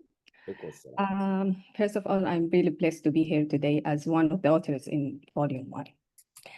I would like to say that I believe that the next step for the government is to move from reaction to planning. They need to move from emergency response to long-term planning. For example, setting a clear rebuilding vision that integrates climate resilience, social equity, and local capacity from the start. Also, I would like to add that I believe our work acts as a useful reference for both conflict-affected regions and also for cities that may not be in conflict, but are dealing with climate pressure, inequality, or rapid urban change. Thank you. Thank you very much, Sarah. And I think I encourage, of course, all the book is available for you to read it. But I said this a couple of times, and I would like to say it again. There are chapters in the book extremely direct, as they can easily be transformed into policy directions. Sarah's paper is one of them. Suhair and Neil about women's health. These are really, yes, they are chapters, they are papers, and they're published, and they will find their way. I'm pretty sure everywhere someone is looking to rebuild Sudan. But I think for any government, the current one or whoever is coming to do anything you call him government in Sudan, they need to really take serious consideration of these chapters and try to dissect them with the author himself. You go back to Sarah or go back to Alam, whatever, X, Y, that, and ask him. And that's what yesterday we had an interview with 2 students. One of them is going to take the chapter and try to make it in small 3Ds or slides or something where it can be very useful to communicate rather than a big 8,000 chapters. But I think the issue is really serious and the area. But thank you very much, Sarah. I think, Mike, though, we give you the last chance because you want to, go and unmute yourself. Also, thanks, Dr. Alam, for the second chance. For me, I always think that the simple solutions will lead to great simple acts, will lead to great solutions. For example, we can employ Tabur al-Sabah in the primary schools. The morning assembly can be used in a simple and an effective way to introduce concepts such as sustainable development to the small school children or small school students, and something like peace, clean energy, and instead of singing all the time in the morning assembly, we can direct the students for these small speeches that goes directly to the heart of others. And it will be great. I think there will be great results in the future. Thanks. Thank you very much, Dr. Maida. I just noticed here from the chat, although we were not planning to do this now, but I noticed from the chat, Dr. Shazali Ahmed, he said he مصاب الآن بالكورونا. والله نتمنى لك عاجل الشفاء يا دكتور وربنا يحفظك ويوقيك. He got corona now, COVID now. But one thing before we lose you here in the meeting, because you might not be able to continue, you remember earlier I said to you, we're monitoring everything, the chapters. We want to make sure we have the chapters cover everything we want. We know there are areas we still want to do or to get more work on them, like the legal issues, the human rights, and so on. Although Dr. Salahuddin did that, but we need more. We have received a lot of good work in the agriculture, animal production, 2 or 3 chapters. Professor Ibtisam, one of them, fantastic work on the camel research and so on.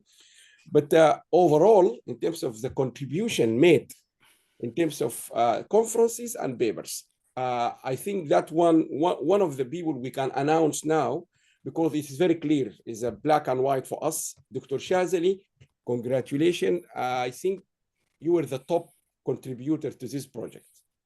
And Dr. Shazali, I can share with you, this is very transparent, by the way. I have never met him, by the way, before you. I know I could have been with him in the University of Khartoum, but this is Dr. Shazali, Hisham Shazali. Okay. Let me see from the chat if he's still there. Hisham Shadali, I know it might be difficult now, but Dr. Hisham Shadali contributed to a lot. Are you here, Dr. Hisham?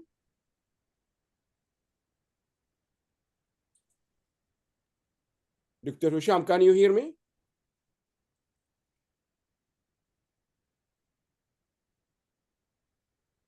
Alam. Yes. Dr. Alam. Hello. Yes, سامعينك يا دكتور. Go ahead. This is Mr. Omar Marzouk.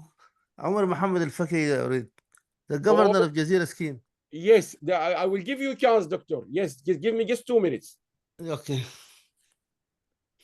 So ايوه يا بروف، السلام عليكم، كيف احوالكم؟ دكتور هشام سامعني انت؟ ايوه سامعك يا بروف، سامعك. كيف احوالكم؟ بيناتكم. انت مريض هسه يا دكتور؟ اي والله شوي، لكن متابع معاكم والله، وشاكر لك الجهد العظيم المبذول بالتوفيق ان شاء الله. انا متابع معاكم والله. والله يا دكتور، اول حاجه let me say this، يعني انا I'm 100% confident. I personally and all the people who have you in particular, because we wanted to also to give reward to someone who contributed massively to the intellectual capital of this project, and you contributed number 1. And I can confidently say that in terms of the number of presentation, you did 4 major contributions. In terms of the chapters written, you did 4, and I know one of them or 2 of them are still waiting to be published. Like, what impressed me, and I can say this now publicly, the diversity and the multidisciplinary approach. If anyone can go and read now, we can read together. Is environmental consultant. That's the first word he described himself. But if you read the papers or the 4 presentation he did, they are not just environmental subject. They are focusing on many things, including medicinal plants and others and others. So he did very well. And I think I congratulate you with, even during this war, sitting in Egypt now and making that massive. And in my opinion, a contribution of that scale, Dr. Hisham, even for someone fully stable like us here in the UK, he or she might not do that for contribution in 1 year. Because we live here in the UK, our contribution every year, which expected from an academic, is maybe 2-3 papers. But I think just for this project, you have done 4. So it was fantastic. And really the multidisciplinary is fantastic. And I would like to give you, maybe I don't want to cause you harm now, you are not well, but can you tell us about the Institute of Development Studies? Because that's where you are based, and it's a fantastic institute. If the whole institute is doing this, sorry, the Institute of Environmental Studies, so how do you manage, and not many academics like you, so multidisciplinary in their approach, and how did you manage? What is the key secret about your background in terms of you reaching and speaking and presenting? Even I remember, if I remember this correctly, you were also planning a 5th paper with Professor Intisar on al-Asar and so on. So that means you are really spread and you are really reaching out to other disciplines. And that's exactly how the SDGs can be achieved. So I will give you 1 or 2 minutes before we let you go and rest. Thanks, Professor Alam. Really, we have been participating with WSD this time, and we wish that we will continue on the same manner that to help that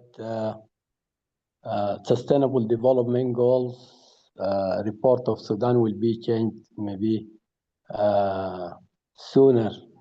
But I have one point, maybe I send it in the chat, that I think the SDG tracker can be also effectively linked to the country's NDCs, the National Determined Contribution.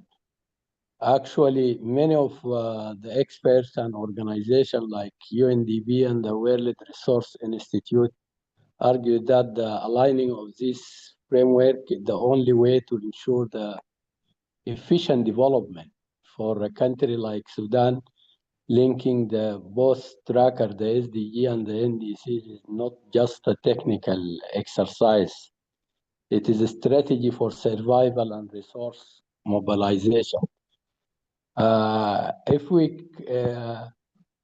we come to see how the linkage can work, the NDC, the National Determined Contribution, actually focuses on climate action, mitigation, and adaptation, while the SDGs cover the holistic development. So the overlap is significant because climate action is essentially a subset of sustainable development, like specifically the SDG 13.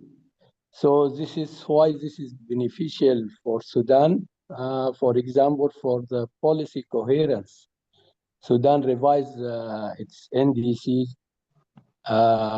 since 2022, focuses heavily on agriculture and water. So by linking this to the SDG tracker, the government can show how a single investment in solar power, irrigation, and NDC goal simultaneously move the needle on SDG 2, food security, and SDG 7, clean energy.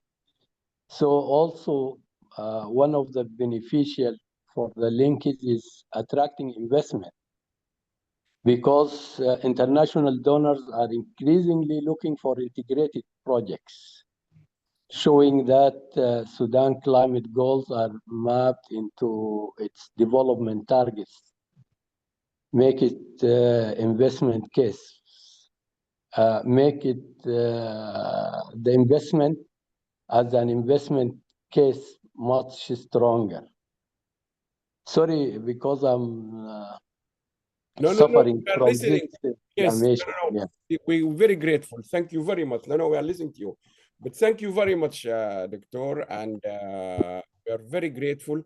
And just to echo what you said, because there's a question in the chat, how the government listen to other academics. I think that's a very important question, yes. And I can assure you, Dr. Maawiya, everything, the work we just done and the one we will continue to do, we will do our best to make it available readily anywhere people they can go and find it. But we are doing and we keep doing. And for example, just the example now of all this.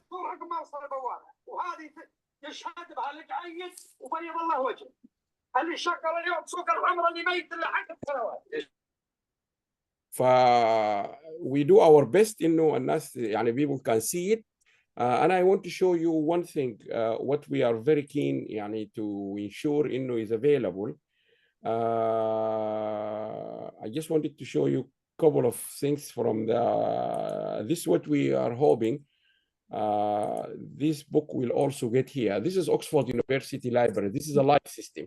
You can see here food security in Sudan, policies and strategies, reconnecting universities with the discourse of sustainable development goals in Sudan, critical role of diaspora in scientific. This is just three.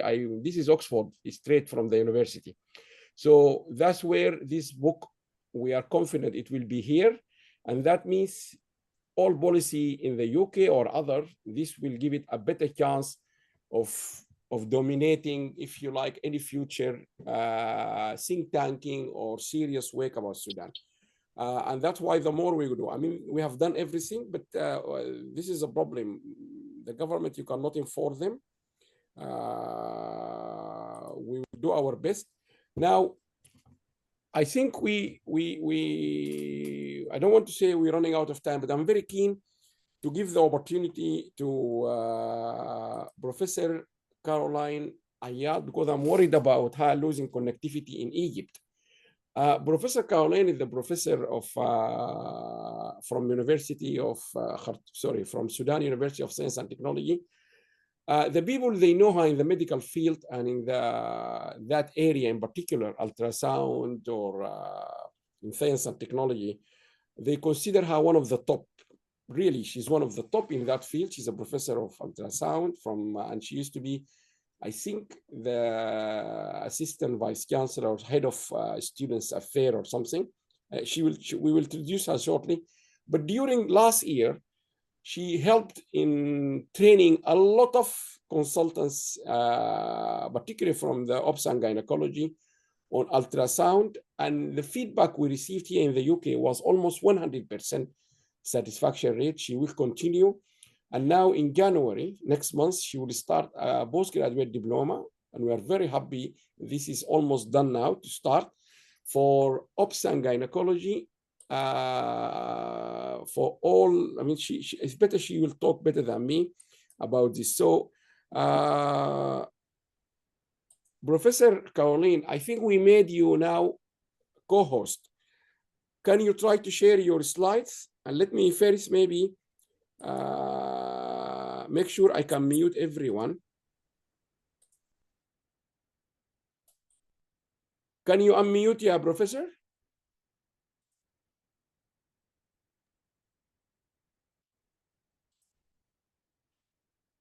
Because I'm really worried about Caroline. Where are you? I want to find you.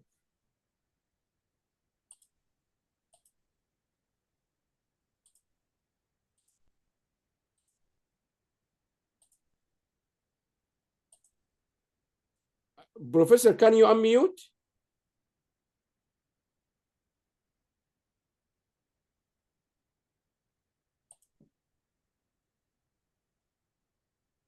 We can hear you, Professor Caroline.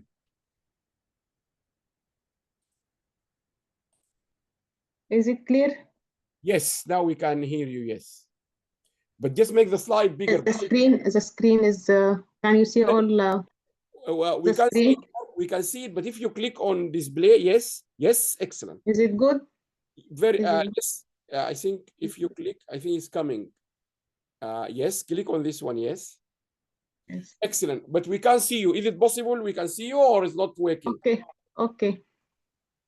I can't, the Okay. video is not No problem. So the floor is yours. Go ahead. video for the video. If you can see you, I think many people would love to see you. If not, just go ahead. Okay, just to press on the video. I think you need to open the camera if you want people to see you. From where is the camera? At the bottom, I think on your screen should be a camera.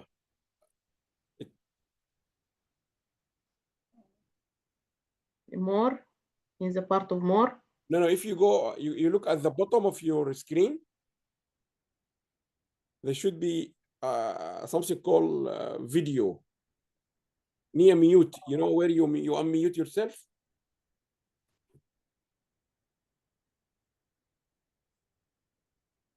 No, I can't see the camera. You see, Professor, you know where is the mic? Where is the sign of the mic? Yes. Next to it, normally should be video. Yes. Just click. That means if you, that when in your case, maybe it is closed. You just need to tick that video one, so we will be able to see you. برضو يعني ما شفتوا نيا المايك، علامة المايك مش جنبك يا بروفيسور؟ بتاع معمولة كروس على الفيديو. بس اعملي اضغطي عليه وبيزيح الكروس ده. لانه it will be very good to record you in full. الكروس ده لو ضغطت عليه بيزيح.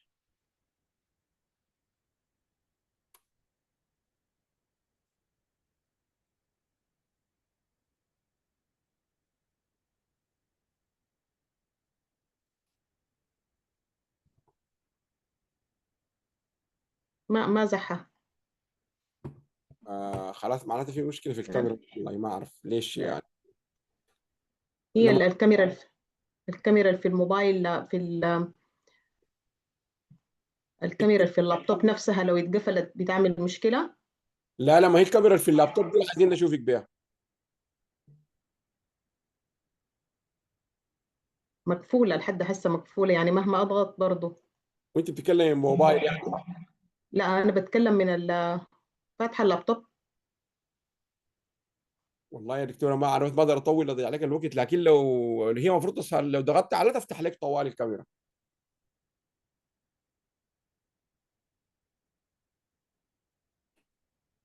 لما تضغطي بيظهر لك شنو يا بروفيسور؟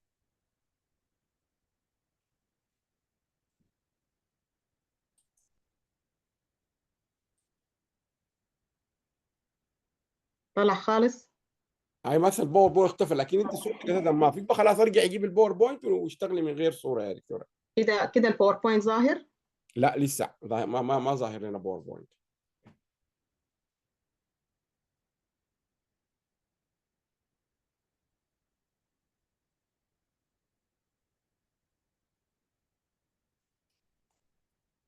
ظاهرة كده. ايوه ذات صورتك ذات ظهرت يا بروفيسور، الحمد لله. ظهرت. بس بعد يا بروفيسور شغل السكرين وقول لي بقى نفقدك ثاني. بس اضغط السكرين اللي هي الكبيره. ايوه كده كويس. اوكي كده المفروض هاي. يلا تفضل يا دكتور. كده واضح عليك.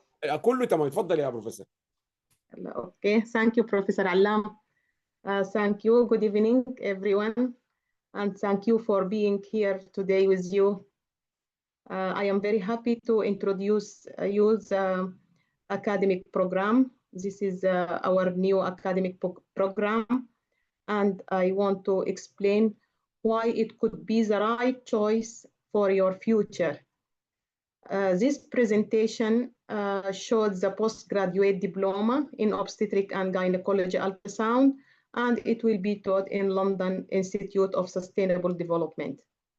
Our program, our post-diploma in obstetric and gynecology ultrasound program is a unique advanced program designed to address needs in-depth training in ultrasound imaging specific to obstetric and gynecology. This program also equips candidates with the core knowledge and skills in using ultrasound during pregnancy and interpreting fetal ultrasound and gynecological conditions and studying all of the female reproductive system in normal and abnormal cases.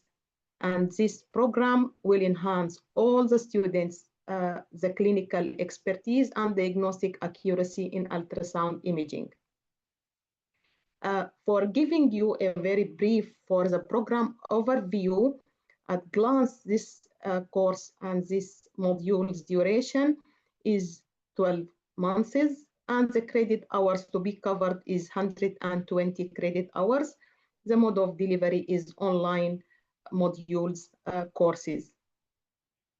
The components of this program is core modules and clinical modules, as well as research methods, biostatistic, and capstone dissertation to cover the whole 120 credit hours.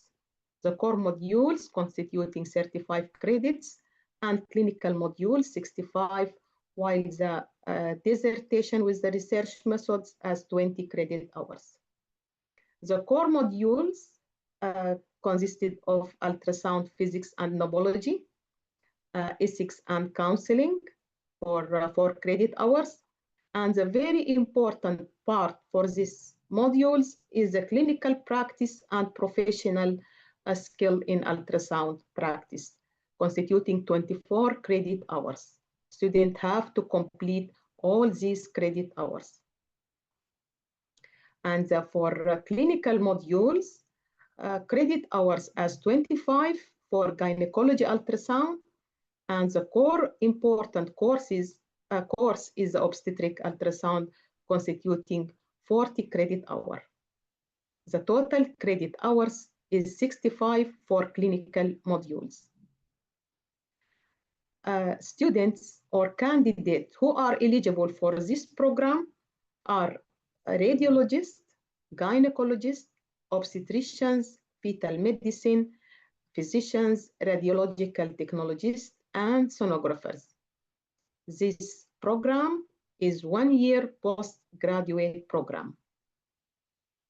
The learning outcome of this program that the students or candidates should be able, after completion of this program, is to know how to perform detailed obstetric and gynecology scans, and they have to have very deep knowledge of fetal anatomy and growth pattern and how to detect any abnormalities during the scan. Students should have complete knowledge about techniques for evaluating maternal health conditions by ultrasound. And they have to have great knowledge about the diagnosis of all of the gynecological conditions by ultrasound. Students also have to have skills to analyze and interpret the ultrasound images for accurate diagnosis and to enhance the ability to use ultrasound findings to make informed clinical decisions in obstetric and gynecology sections. Students have also to interpret images done by all of the ultrasound examination methods as transvaginal or transabdominal ultrasound examination. Students also should have to complete examinations and perform all of these examinations in all trimesters of pregnancy, as well as to write comprehensive obstetric and gynecology ultrasound report, which is very important in our section. The strategy outline of the postgraduate diploma in obstetric and gynecology is to cover curriculum, maintaining the basic core courses which are necessary to employ in future plans, which containing of 6 modules, aim to give a comprehensive view in obstetric and gynecology. The course or the program, students can have a postgraduate certificate or postgraduate diploma. To complete the postgraduate certificate, candidate must successfully complete a total of 60 credit hours, including 2 core modules, including ultrasound physics and clinical practice, professional skills in ultrasound, and at least 1 clinical module. And the postgraduate diploma, student should have to complete all of the courses and to complete the postgraduate diploma successfully by completing 120 credits, including the core modules and the clinical modules. Finally, the students will have a certificate and will be awarded by London Institute of Sustainable Development and American Association of Continuous Medical Education.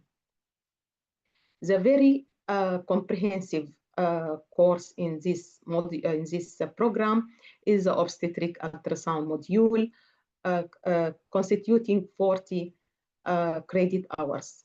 And this course, as well as the practical and professional skills, constituting the large credit hours of 24 credit hours of practical aspects. The course of obstetric ultrasound consisting of many important parts or sections, including evaluation of the pregnancy in the early pregnancy development, normal sonographic appearance, pregnancy failure, ectopic pregnancy, and many of the tropoplastic disease, pelvic tumors, pelvic masses associated with pregnancy and different syndromes, as well as evaluation of the fetus in all of the trimester, as well as evaluation of the maternal health and the female uterus, as well as the fetal situation, fetal health, fetal well-being, and fetal biometry, multiple gestation, IUGR, biophysical profile, and fetal echocardiography, as well as the fetal hazard and application of Doppler for the fetus. In the practical aspect, which is very important and consisting of, as we mentioned, 24 credit hours, this part or this module demonstrates clinical competence when performing and evaluating a wide range of ultrasound examination. Integrated as well graduate level knowledge of normal and abnormal anatomy, embryology, pathophysiology, ultrasound physics, and clinical data with imaging appearance to provide provisional interpretation and differential diagnosis. This module as well demonstrates clinical judgment skills at an appropriate level, and it can demonstrate also effective communication skills and apply an evidence-based approach to clinical decision-making and problem solving. Finally, we are willing to see all the students in this course. Thank you, Professor Allam, and thank you for you all. Professor, thank you very much, Professor. Fantastic. And as I said, this program, this is a postgraduate diploma now. But last year, it was taught as an executive program from Queen Mary University of London here. And as I said, we received a lot of good feedback, and it helped a lot of Sudanese consultants. Of course, there are other Arab from Syria, Lebanon, and so studied this course. So now it's going to be a postgraduate diploma, and it's going to be taught, as the professor said, online, but we're going to be contacting universities of our partners to offer the 3 months training face-to-face. So now there's a high concentration of Sudanese in Egypt, of course, but there's a high concentration in Saudi Arabia. We already got the okay in Saudi Arabia, and we're going to still approach more universities in Saudi Arabia So the practical element will take place by these partners universities, but the teaching will all go online with Professor Caroline. The same thing, we are hoping to do it in Uganda. Egypt, we are still, we have a lot of partners in Egypt, but we will be approaching them very soon. It's just, we have to fast track it. It will start in January. Before I go to Professor Arshi, does anyone have any question regarding this course? It's targeting a medical doctor, particularly obs and gynecology consultant, but she told us about the different candidate, and this is a global postgraduate diploma, by the way. It's not specifically for Sudan or for the Sudanese, but of course, we are helping and we are doing our best to help those in war, particularly in Sudan. But it will be open to anyone to join this program. You could join this program. You are in Egypt, you are in Sudan, you are even in Sudan. We're going to talk to some universities if they can offer the training necessary by the course. Yes, you could be in the UK, you could be in the US. Anyway, you want to study this program, you can study it. If any question, otherwise, if there's no question, I will go to Professor Arshi because you're going to talk to us about a very important program we're going to launch now very soon, which is called Research Byte. It's only 4 hours, but it will help you to take your idea from your master or PhD all the way straight to publications. Arshi is senior editorial board of all our journals. She will help you. Arshi, if you are ready, I can let you I think you already have you can share, right? Yeah, I can share. You already are co-host, yes. So go ahead, Professor Arshi, and then we can finish both of them, yeah.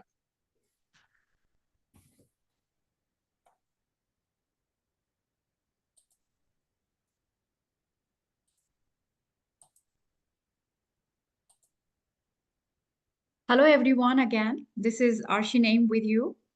And I think my screen is visible to everyone. Yeah.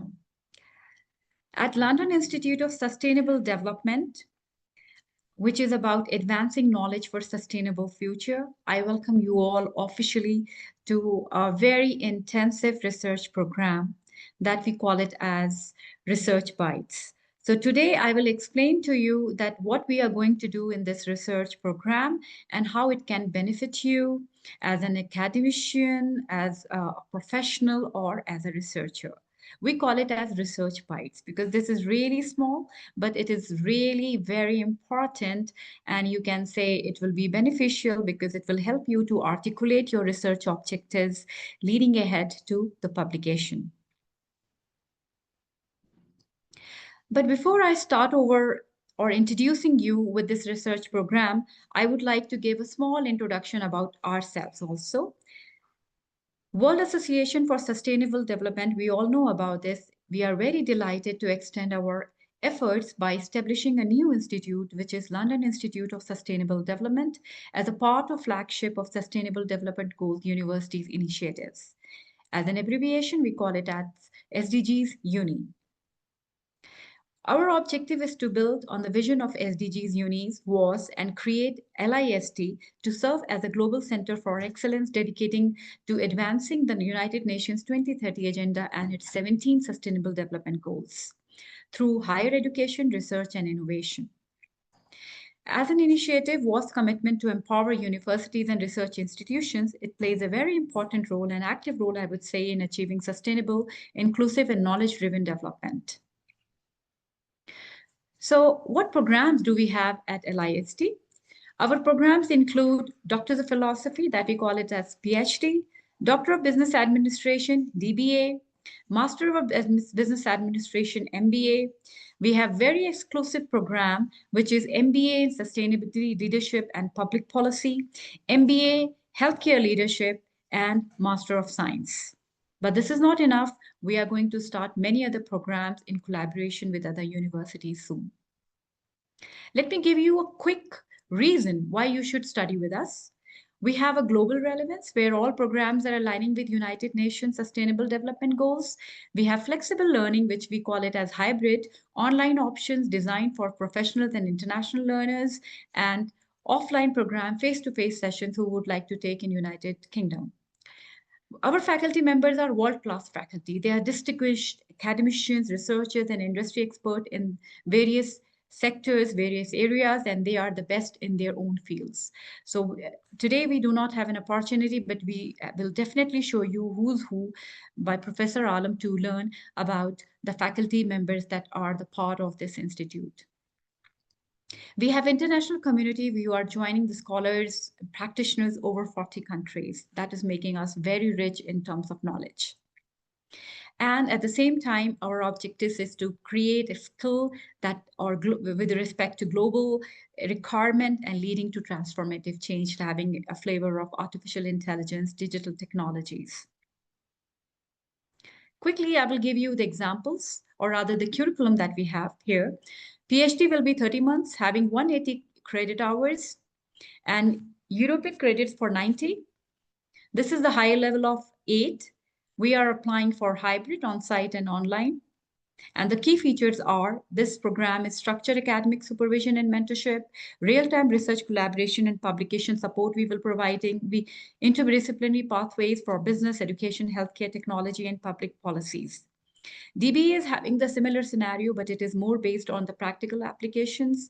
The same duration of 30 months, 180 credit hours, and ECTS for 90, high level 8, and it will also be offered hybrid. The key features are almost same, but DBA is more into academic theory and executive practice, encouraging for applied research with SDGs, focusing on leadership, innovation, and sustainable management solutions. Then we have our 4 master's program, MBA, MBA Healthcare Leadership, Masters of Science, MBA Sustainability, Leadership, and Public Policy. All these 4 programs will be for 12 months, 180 credit hours, ECTS 70. At higher level, we are at 7, which is, we are just trying to align with the benchmarking, and we are following all the accreditation, you can say, rules. And the mode of delivery will be hybrid for all 4 programs. For MBA, we prepare professionals to lead to the complex and rapid evolving governmental and global environment. It bends the rigorous and academic study and practical applications. At healthcare leadership, our focus is to build LISD postgraduate program designed to develop forward-thinking leaders capable to transform healthcare systems to the sustainable future. We are integrating United Nations SDGs through the curriculum. The program is combining advanced business education and deep understanding for ethical governance, health equity, and sustainable healthcare management.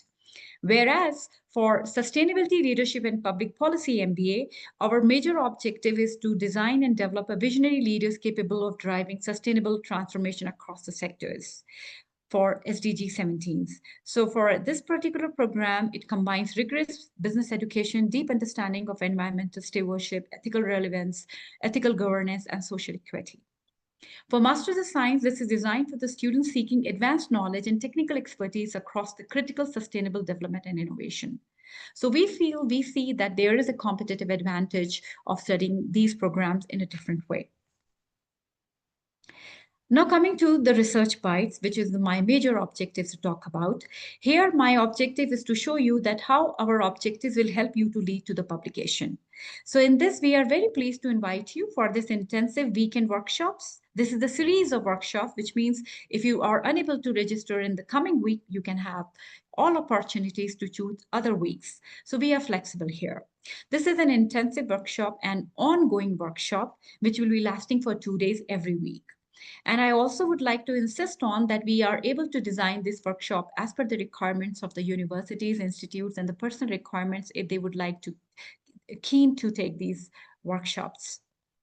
The added advantage is that after completing, all the participants will be receiving a certificate issued by London Institute of Sustainable Development and WAS. What are the objectives of this workshop? Every participant will be able to learn about the essential research skills to write or publish a high-quality manuscript. I have been witnessing past 23 years I'm in academics and past 15 years I'm in research and publications. And believe me that I have noticed the professors, the deans, and very, very highly qualified academicians, but they struggle in research work.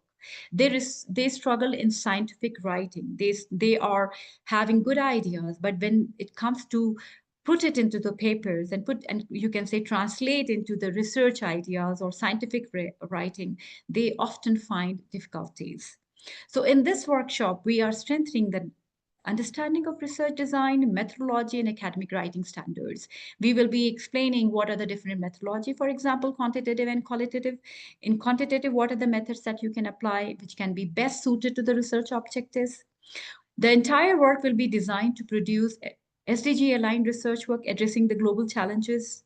We will be providing end-to-end support from conceptualizing the research ideas and navigating to peer review, which is again very important to hit how the reviewers should see your work, how it should be, you can say, written, clearly written, that the reviewers can understand your work. Enhancing every participant for scholarly visibility, citation impact, and publication success.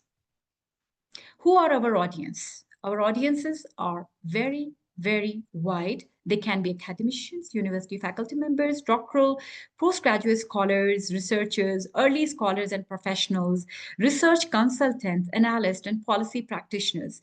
In the current scenario, I wouldn't say that research is only the part of academicians, only the part of the researcher, the postgraduate students. No, even the people who are working in industries, they are into research. They would like to change, to convert their business models into the research work or the publication piece to be read and to be understood by the wide community so that they can come up and contribute and understand and apply in their business world.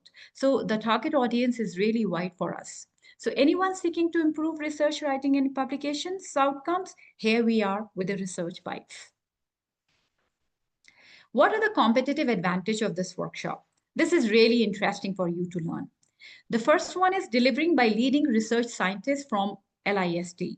So the participants who will be coming together in Research Bites, they will be mentored, they will be guided by the globally recognized researchers, editors, and publication expertise. They have a very strong publication from Q1, Q2 in Scopus, Web of Science, Science Citation, Social Science Citation, ABCD listed journals. They have an expertise in these journals and their research work. So they are the ones who will be contributing in this workshop. They are the ones who will be giving you the workshop along with me. Evidence-based approach is followed in this research, where we will be focusing on publication-oriented training. We'll be giving the workshop, providing the hands-on experience, evidence-based guidance, aligning with the global research and publication standards. You will be also learning about what are the different templates journals have and how you should align your work with these templates. What are the tools that you should use for the analysis? So actually, it is a step-by-step mentorship to develop high-quality research work. You have an idea, we will try to translate into research work. You have, for example, a broad conceptual framework. You want to narrow it down. We would like to help you out here. Our research is focusing on high impact research orientation based on SDG, where this workshop will integrate global research priorities across sustainability, management policy, social sciences, digital innovation, climatic issues, and the related disciplines. So we are not narrowing down only to one discipline. We are broad here. Complete research publication pathway. This is a unique feature, I would say, for this research work, that we will be helping you end-to-end approach, covering from research conceptualization, inculcating the research methodology, writing the ethical statement, because this is very important and many research papers are lagging in research ethics, choosing the right journal for you, making a submission and help you to respond to the reviewers, respond to the reviews that you receive from the editors, from the reviewers, how you should address and complete in your work. This is flexible, weekends, and accessible format. So we have designed this for busy professionals, doctoral researchers, and it's like only 2 days format, ensuring flexibility without compromising on academic rigor. So we have not compromised in terms of quality. The quality will be first class, but we have reduced the timeline so that in quick tips, we can help you to write your work. And this is again a very big opportunity, I would say, that we are having WASD journals with WASD, which is World Association of Sustainable Development. I'm not saying that we will be publishing your work in these journals. Rather, I'm saying you that I will be we will be equipping you to get your work published in advanced journal, high quality journal, as good as Q1, Q2, like we have it here in WAS. Now, let me give you a quick topics that we are going to cover, because I'm sure that these questions will come on your mind, that what are the things that we can cover in these 4 hours. Conceptualization of research work. Many researchers have research ideas, but they do not know how to write research objectives. Research objectives writing is a very technical framework. It is not that of theoretical work. So we will be helping you how to write a measurable objective. Then we will help you to write literature review. We will be explaining how to do a systematic review, writing structure review, synthesizing and criticizing the literature and clubbing these 2 things together, making a comparative analysis, doing a meta-analysis, doing a, for example, theory-based research. So actually, we will help you to do a research work based on literature review. This is one aspect. The second aspect, we will also help you to write a literature review, because you write any kind of research work, any empirical work, a case study, any kind, or simple research work, a theory-based research work, or you can say practical research way. Any paper has to have a literature review, has to study existing work, because this is the point where you can claim that here, this is the line that makes you unique. That because if there is no uniqueness, there is no research gap, there is nothing novice, why at all we are doing a research? So literature review is, I would say, a most important part of any research work. So here we will help you to do or to conduct a literature review. The third is rather research methodology. We will be helping you to design qualitative, quantitative, and mixed methods. Many research work requires both methodology to be applied. Some research work just can be qualitative based. The outcomes can be measured by thematic analysis, whereas some can be data-based or survey-based, that we call it as a quantitative research methodology. Helping in data collection analysis, like selecting the right instruments, what should be the sample size, how we can apply statistical methods, how we can conduct survey, creating questionnaires, close-ended questionnaires, open-ended questionnaires, what type of questions should be addressed, how you should write a question. This is again one big area of research, how you should formulate a question for your research. So here in Research Bites, in less of time, we will be explaining you all these important areas. Then we will come to academic writing. You have everything. You have conducted a literature review, you have worked on your research methodology, your results are analyzed, you have written you have your research objectives. But how to put everything in a manuscript? So here we will explain you that what are the important ingredients to be included in abstracts, what should be included in introduction, for example, the overview, limitations, benefits, competitive advantages, organizing your paper. In results sections, what are the things to be included, how you should, you can say, create a table, give captions, cite the table, in-text citation, what should be included in discussion, and how you should write a conclusion. So all these areas are well known to most of the people, but what ingredients, what content should be included, not missed in these areas, are another point of discussion. So we will be explaining you and guiding you in academic writing. Last but not the least, journal selection. Now you are ready with the paper. You have your research work, a very good research work, high quality scientific paper. But many scholars, I have many scholars reaching out to me, faculty members, and very high profile researchers are also coming to me and asking me, how can I find the right place to publish my work? What is the right platform? So now it's very important that we have to analyze our work. We don't say that this scientific paper can be written or can be published in Scopus Q2 or Q1. This has to be decided. Definitely screening and benchmarking is done by the journals, and we do not have any, you can say, control over there. That's their complete. But our scientific work should be high quality. We will explain you that what are the different platforms, like for your Scopus, how can you find you're the right journal for you? In Web of Science, how you can find the right journal for you.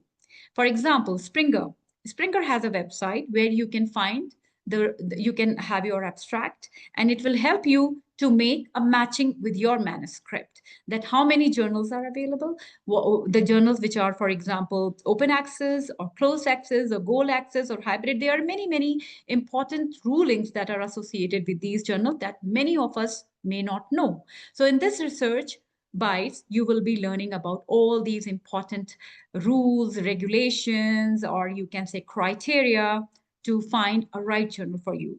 Because often we have found that we submit our manuscript and within a day, we find a desk rejection saying that your paper does not align with the scope of our journal. They did not measure the quality of your work. They just saw that it is not aligned. So just to overcome, or just to, you can say, skip this step, which is taking some time, we can easily submit our paper to the right journal, which is aligning with our research objectives and their research, or you can say journal themes.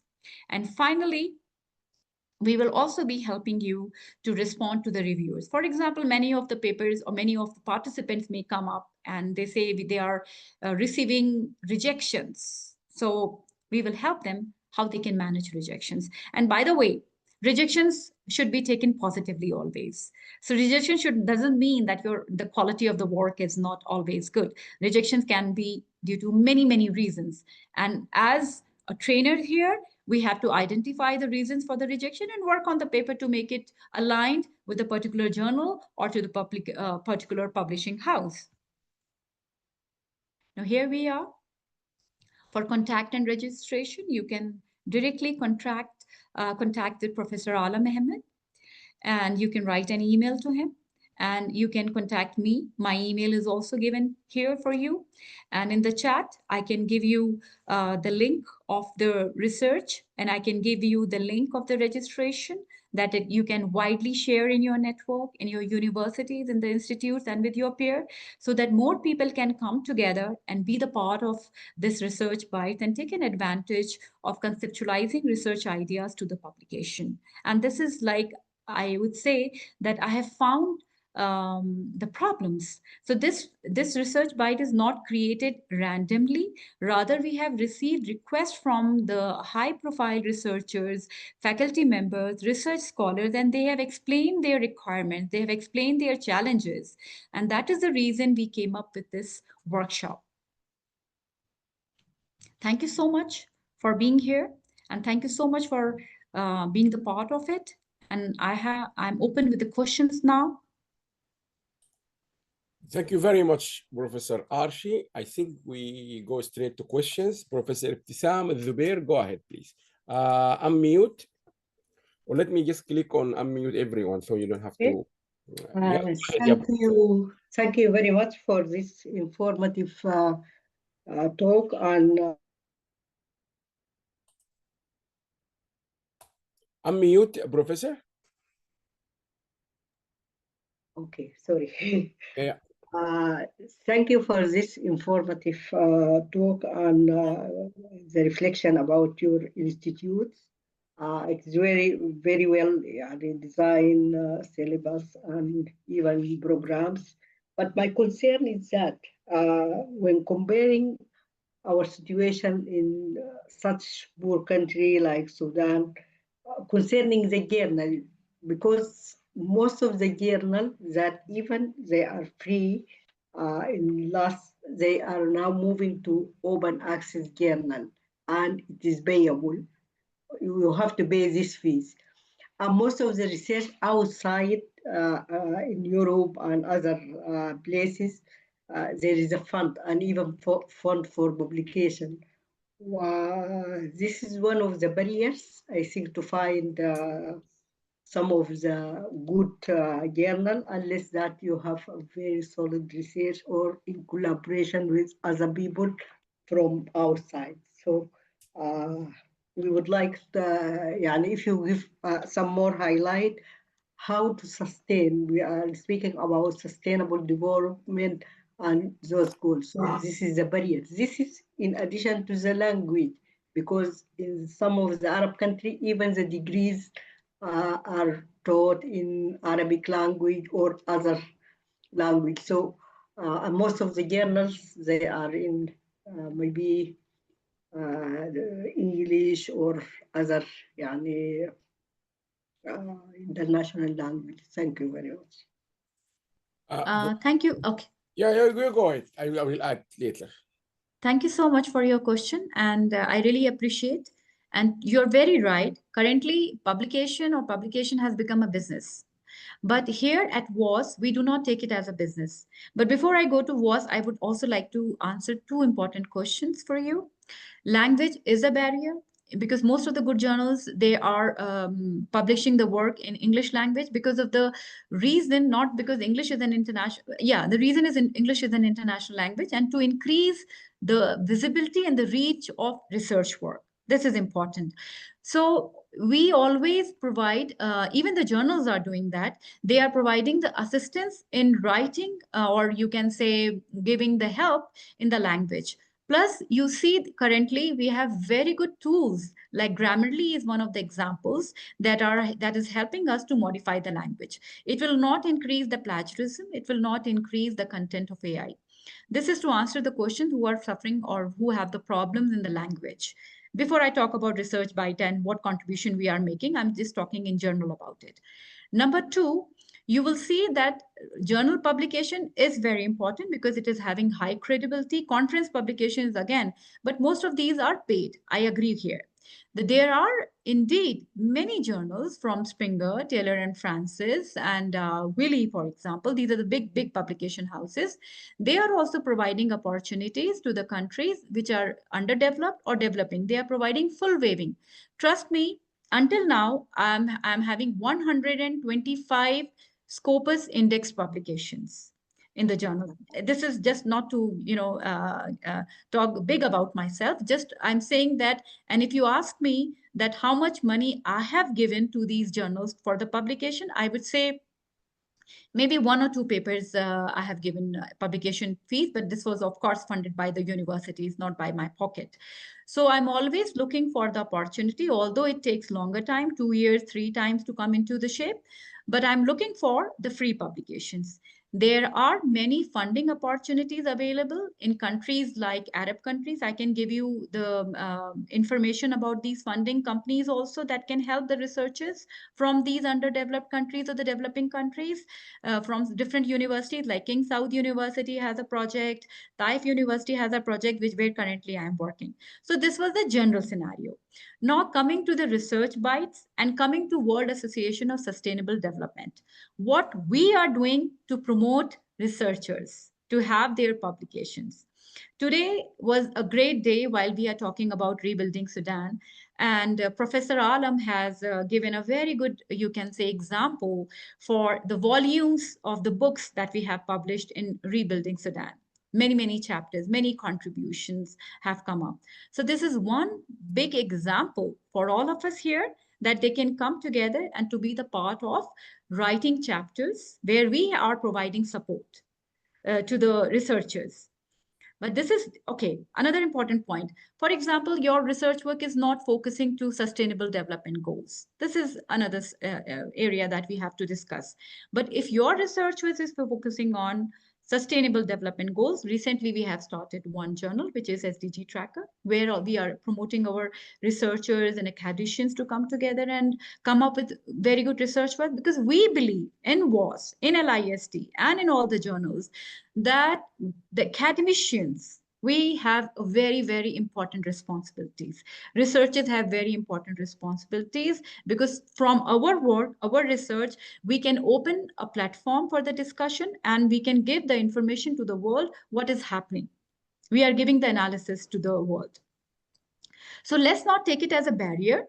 Let's not take it as a bottleneck. Rather, try to find out the opportunities which are available to you. And again, I will conclude that definitely publication is a business now, but try to see what are the opportunities that we have. And we can, now we are a group, we are a team together. Shoulder to shoulder, we are working together. We have started Research Bytes because of the same objective, that we would like to help scholars to come up. You have an articulate, you have a research idea. We will work together to articulate together and make a scientific paper.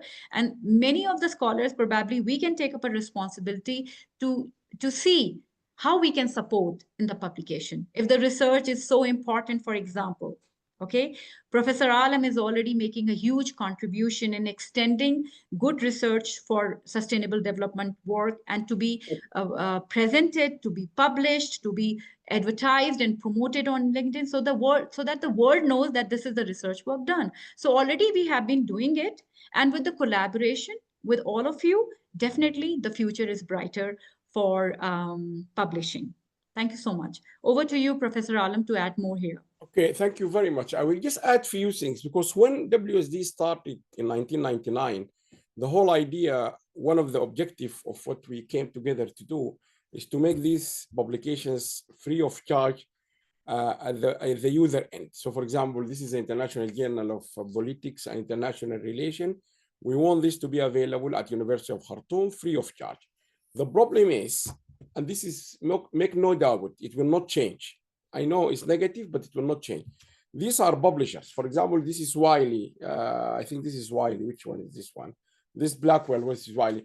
Archie mentioned. These are commercial. Oxford University, Cambridge, Imperial. All these people are not non-for-profit. They are organizations which are there to make money. Make no doubt about it. Elsevier, Scopus, all these people are money oriented. They are profit-making organization. That doesn't make them wrong, no, but they are doing this to make money. They are doing it with this. So if they sell this, or if they make this free of charge in Sudan, they will make no money. So always remember, these are, all of them, Springer, Elsevier, all of them, Emerald, what else? Interscience, all of them. We tried all of them. We publish our journal, British Food Journal from the Emerald also. Which one? Belgrave, we publish our, all of them. Now, the best we managed to reach with them is that they said, fine, Alam, we can publish your journal free of charge. So the authors will not pay anything. We said, fine, fantastic. And we gave them all our intellectual content. We gave them fantastic work, very unique on sustainable development and so on. And the good thing about WSD, we are reaching out. We have publications from Colombia, from South Africa, from everywhere. But the authors here, they publish for free. But this journal, it is not free. So maybe you, for example, Professor Ibtisam from University of Khartoum, we can get you here for free, but the University of Khartoum will not get this for free. That's the big problem, because they need to make money. Now, I am not exaggerating, but 4 or 5 years ago, I was at the University of Sussex. Because the universities all are asking for people to publish online open access. So if you have an accepted paper by a high-ranking journal and you want the university to pay the money to the publisher, you can't believe it. It was £4,000 or £5,000 for just one article to make it open access. What we are doing, we are making our journals open access. You don't even need a password. And we are not even looking for £4,000 or £5,000. We just want people to cover the cost of get this paper done. Now, to get this cost, there's 2 ways. Either authors who are in developed countries, their university will pay for them. And they have, in my opinion, a moral obligation to help their universities back. Imagine I am from the University of Khartoum. I am working now in Saudi Arabia. I should just morally give back to my university. So for example, you, Professor Ibtisam, you are in the University of Khartoum. We used to be colleagues. I am in Saudi Arabia. We can work together. And I will submit this to my university to pay the fees, and then Ibtisam will not pay a fees. We campaigned for this, but the true or the truth of the fact, or the fact is, and I think we have to discuss our issues here very, very openly. The fact is, most of those academics who are now expats outside Sudan, they are not helping. And I don't have any reasons to criticize or to put that critique argument now. Let's start positive. I can't do any more than telling them we can help people, but please, you need to share your hand with Ibtisam in Sudan. If they don't do it, there's nothing you can do. So you, the guys in Sudan, you need to continuously raise this issue with your colleagues who are now in a situation where their universities can pay for their fees, or at least they can pay their fees. This is number one. So that means they will be encouraged. You both contribute to the research and they will follow up the payment procedure. The second option, and this is an example from Saudi Arabia, a long time ago, Ifat University in Saudi came to us and they said, we would like you to help us establish and publish our journal. And we helped Ifat University to publish Middle East Journal of Entrepreneurship, Leadership, and Sustainable Development. And this is in Harvard now. So all universities like you, Professor Tissam from Sudan, we can help them to get this journal out and to take it very high. We can, because our reputation is very high. And this one is on Oxford and Cambridge now. Yes. And then you can then run the journal and charge a nominal price locally. You don't need to give it that money. You take it and help your editorial board or whatever you do there. But we can help you to do it in this high quality one. And we have said that before many times. University of Khartoum was the first one. We told them, we can help you with this one. So now in Saudi Arabia, they receive the money from Aramco. We help them technically how to publish this journal. It's not our journal, it's Ifat University. And now I don't know how they charge, how they do it, they get funding. The third option, and this is where I see the academic in Sudan are not doing enough. Again, I'm not here in position in London to criticize people in Sudan. No. I give you example. We launched the International Journal of Gum Arabic because we think it's very important and it's critical journal. What I did, I recorded a 3-minute video and I said, we are looking for, because Gum Arabic associated with big companies. Who is selling this Gum Arabic? It's companies. I said, we would like you to support this journal just to publish it. We had someone from MTN. We haven't yet had a proper meeting with him. He recorded a message to me and he said, I hear you looking for people to sponsor the International Journal of Gum Arabic. We at MTN, the telecommunication company, we would like to support. So we're going to talk to them. If he give $1 or $10, it will help because he's willingly want. So who should do that? You guys in Sudan. You should go to the companies. I know now, I'm not talking about now, but we've been campaigning for a long time.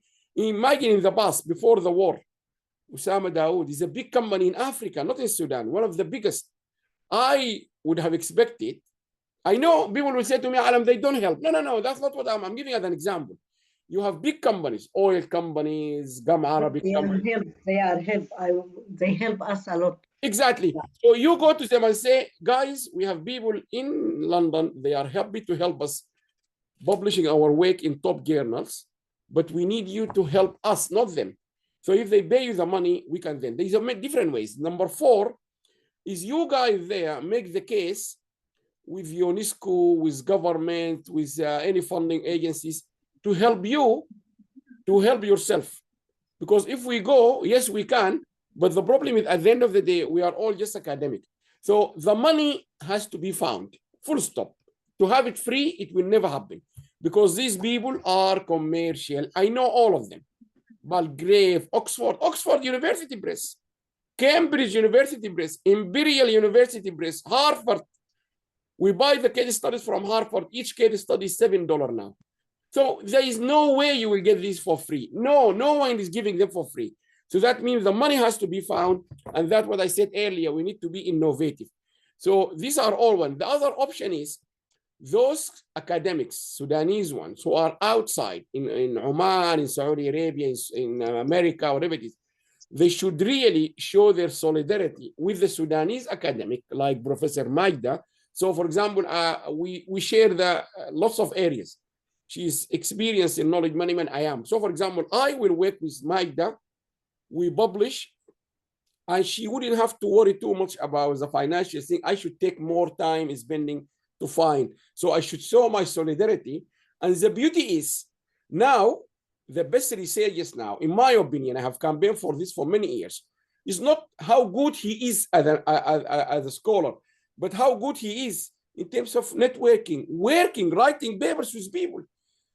In this next book, I am writing a chapter with someone I have never met from Saudi Arabia. I am writing a chapter with Suhair Neil. Imagine Suhair is a professor of urogynecology. I'm a professor of knowledge management. We are writing a chapter. Guess what? This chapter is about what? Is about something bring us in common. She's a medic. I'm not a medic. So the more you can get engaged with people, I think that would be. But the problem is, and I'm saying this loud and clear, you inside Sudan, you need to speak out, you need to communicate, you need to respond. And I will give you example of Egyptians, Nigerians, Indians, they respond within seconds. I'm telling you about 3 countries. Example, only examples. Every day or every week, we receive a paper or someone from Egypt contacting us from different universities. You respond, they respond back. Egypt, which is next door, where most of you are staying now. Take Nigeria. Take India. You need to be the exam. You need to be proactive. Proactive. If you're not proactive, one of my favorite, I don't want to call it famous, one of my top cited articles called Open Access in Africa. My co-author, I have only met him after 20 years. Yes, I'm not exaggerating. We wrote the paper. We published it. He's from University of Ibadan in Nigeria. He wrote to me, he said to me, I can see that you are campaigning for open access many, many years ago. And he said to me, this is what I'm doing in my research. So I know he sent me his link. I sent him to my web. And then we can see that both of us are very keen on open access. He's working in University of Abadan in Nigeria. He's the director of the Africa Information Center. So we came together, we wrote 2 articles. I think I may be lucky. Yes, I think one of them is this one. Maybe we are lucky here, I can tell you. Let me wait. We wrote 2 articles. We met after 15 years or something. You might be lucky. I can read this for you. Where is it? I'm pretty sure one of them is development studies, not this one, I think. So not this one, but I'm pretty sure in other one. But I'm not sure why I'm holding this in my hand if it's not my journal. I may be wrong. Ismail cultural. So I'm pretty sure we wrote one of the articles in development studies and so on. So this is a big project, and that's where either the government take a lead, and the government is clearly not taking a lead. We've been talking to government for many years, or we, the citizen, try to come together. But this is not a way can be done by Alam or by Majda or by Ibtisam. We need to come collectively. It will not work. So this is the way we are doing our best, and we will continue to do our best. The other option, something we're going to launch also sooner, is to encourage people to submit their book proposals. Because if we can find a good book proposal, say about knowledge management in Sudan, for example, Dr. Majda Sadiq, for example, if we can see that book will sell itself to cover the cost, it will be just a matter of finding the money to produce the book until we sell it. We are not after selling it, but at least to make sure that book, because here in the UK, no one is giving book for free. Oxford University does not give you book for free. It doesn't matter, 10 pound, 15 pound, 200 pound, it doesn't matter. We would like to leverage our experience. We are very experienced in publishing. We are a publisher. We can publish these books, and then the author will benefit financially, and we cover the cost because we are not after profit. And I gave you the example. Now in the UK, to publish an open access journal article, your university should pay to this big giant one 4,000 to 5,000 pounds. Can you imagine 5,000 pounds here in the UK? We are not even asking for 5,000. A lot of money. So a lot of money, 5,000 pounds. 5,000, if they give it to us, we can make the entire issue. Because we know how to produce this. We publish our books. I will give a chance to Dr. Muawiyah, and then I will go to Oxford or Cambridge. I will show you our books. They're all in the top places. So this is the way. It needs engagement, it needs conversation, and it needs people to do their part. You have a part to play, Professor Ibtisam, and we here, we need to be morally responsible to help you. We need to be morally responsible. And I keep saying this, and I repeat saying this. The diaspora, the Sudanese one, who are outside, they need to wake up to their moral responsibility. This is a moral responsibility, and you need to stand up for it. Otherwise, Alam, can you do what you're doing? No, you need to stand up. There's many things you can do. Anyway, I will give a chance to Dr. Muawiyah. Assalamu alaikum. Back again. Um, Thank you, Prof. Alam. I want to say that we are ready in Gulf countries, in abroad, working abroad. Most of the Sudanese working abroad in academics, they are ready to share their experience, their publication with Sudanese, those who are staying in Sudan there. But they have to, okay, as you said, they have to be proactive and search for these opportunities. I just want to say that if you can announce for them that publishing with faculty or with members in Malaysia, because Malaysian universities, they do finance and support the publication. APS, APC, they are paying a lot of money. I have experience with three partners from Malaysia, especially Professor Sadiq, Professor Nasruddin. Okay, they are ready to help, but they have people from Sudan. They have to contact them. They have to be proactive and then search for opportunities. Don't wait till people come to your door and knock your door. No one will knock your door. You have to knock the door of others. This is very important, for all those who are in Sudan now.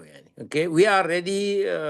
Just if you are announced during your in your platform that we are ready to help, we are ready to share our experience, our research partners, everything. We are ready, but they have to target Malaysia and those who are in Gulf countries. Thank you, Professor Alam. Thank you very much. Thank you very, very much. And here we go. Okay, so Professor Hassan Bufadil. Thank you, Prof. Alam, for this very comprehensive and knowledgeable sessions. I do thank the organization and the good presenters for all these sessions. I think, as I am a practitioner, before in the Gum Arabic sector and now in the sugar sector, I think there is an interest now in the businessmen to support R&D.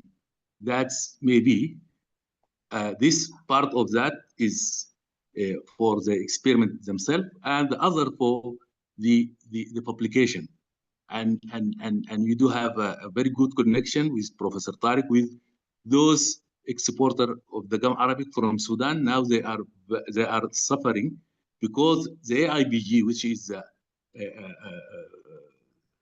Gum Arabic International Promotion firm, always ask about the publication in respect, for example, when they say that we do want to endorse Gum Arabic as prebiotic or as dietary fibers, they say that, okay, give us the supporting document, which is papers that has been published, and now they realize that. So in this case, I think we can communicate them, and we can also support the journal of the Gum Arabic journal, which is already has been launched, and thanks for that. Thank you very much. Thank you very much, Professor Mufadil. And as I said, this is how it works. It's publishing is very expensive. If I find any one of the one near to me, for example, where is it? It's very expensive because, particularly if you want to have quality. The question here, Maha, let me just read what she said here. Ma Abdul Latif, I think networking is very important to share experience and disseminate knowledge more efficiently. Yes, and we have this experience. And as I said to you, I gave you the examples. Top countries, researchers with WSD, Nigeria, Egypt, where else? South Africa. South Africa. The reason is just simple. They reply the email. They write the email. And by the way, I said this to a minister. I was in a ministry. I wouldn't say the country. I was there. And she said to me, Alam, we need you to help the university. I said it in front of the universities. I said that in front of the minister. In one of my recent visits, I said to her, Your Excellency, is a problem. Your vice chancellor, they don't answer email. And they were so angry, frustrated in the room. I said, yes. And one of the ladies shouted, how come you say that? I said, which university you are? And she said to me, University XYZ. I said to her, as far as I remember from my head, you are, at least we send you 4 emails. And I showed them even the minister email to them asking them to acknowledge us. We can't do anything. If the university does not reply, if a professor does not reply, you can't get anywhere. This one I will say it in Arabic. You remember الفيلم بتاع عادل إمام اسمه sorry for people they don't understand Arabic. أنا دايما بضرب لهم المثل ده في العرب وبيضحكوا يعني. الفيلم بتاع عادل إمام اسمه مرجان أحمد مرجان. مرجان is a billionaire. أي حاجة داير يعملها بيدفع فلوس بيعملها أي شيء. رشا الأساتذة ورشا الجامعة ورشا الطلبة ورشا الدنيا دي كلها. في النهاية قال يعمل له فريق كورة في الجامعة. عمل فريق كوره ولبس الفنيله وعمل اي حاجه والذول اللي شغال معاه بيرشي له اي ذول داير جاب بعد ذاك رشي له الحارس واي شيء بتاع الفريق ضده عشان هو يجيب جون ويبقى مشهور كسنه رشوا له الحارس والحارس قال له اقع بهنا والكوره تدخل بهناك تمام عادل امام شاف الكوره دقت في العارضه قام عايل للذول اللي بيرشي الناس قال له معقوله كده يا ما بعرف مين قام ذاك رد عليه وقال له والله يا سعادتك ما اقدر ارشي العارضه يعني انتوا لازم انتوا وصلتوا مرحله يا جماعه في ناس وصلوا في السودان ده العارضه وصلت مرحله العارضه دي يعني يرشون ما بتقدر تحلها ثاني.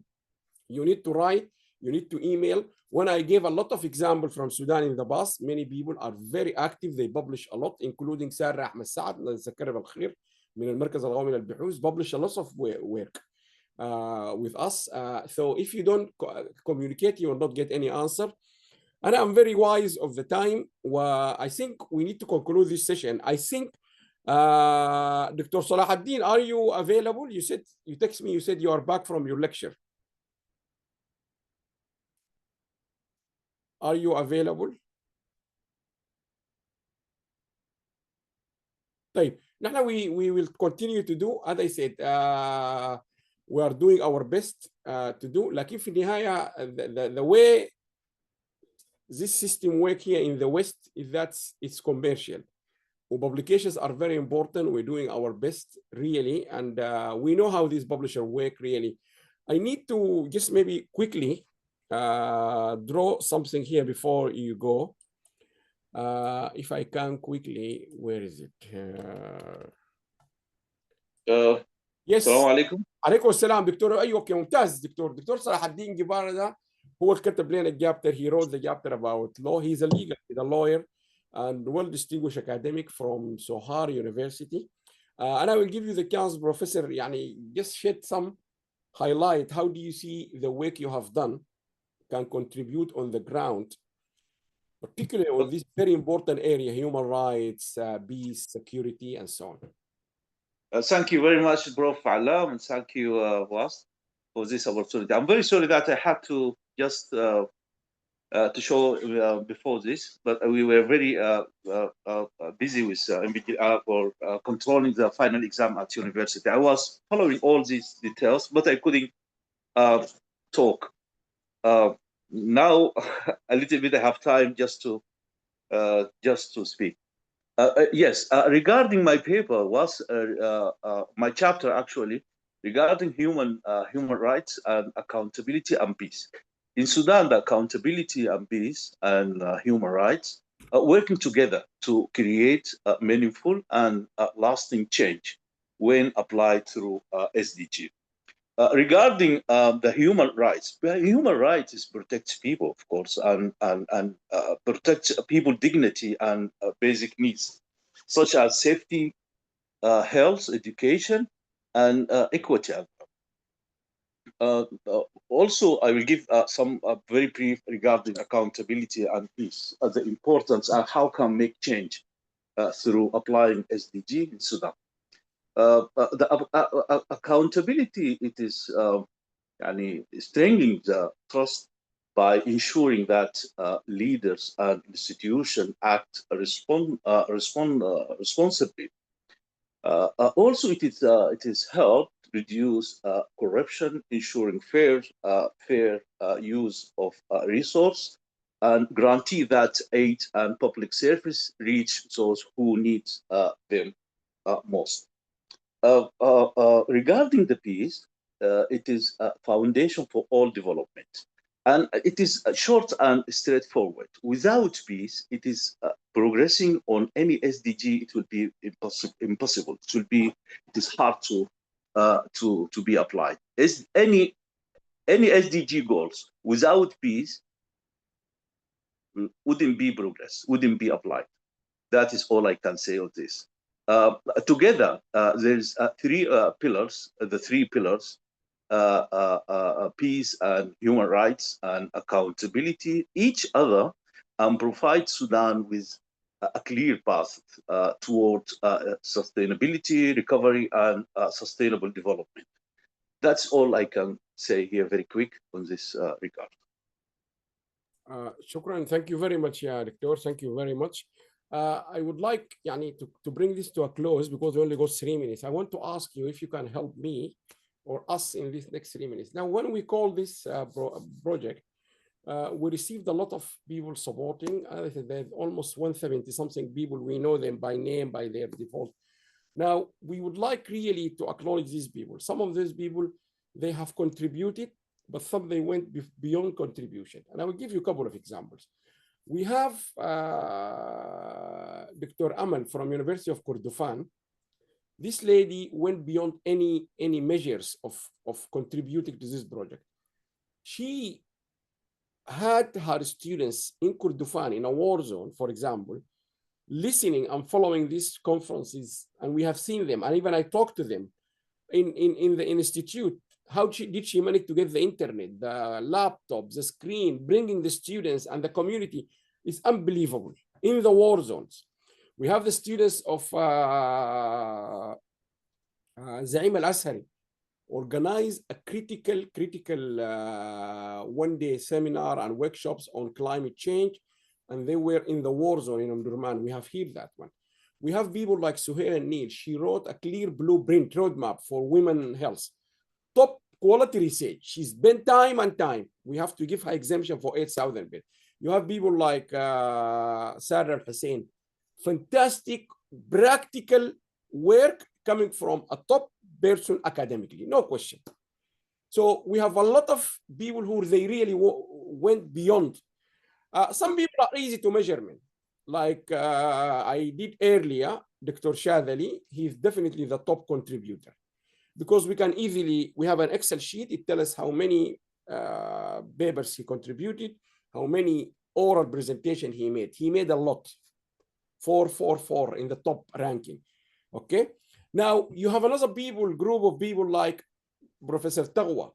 She really advocated the students and she pushed them and she added them to the authorship of the journal.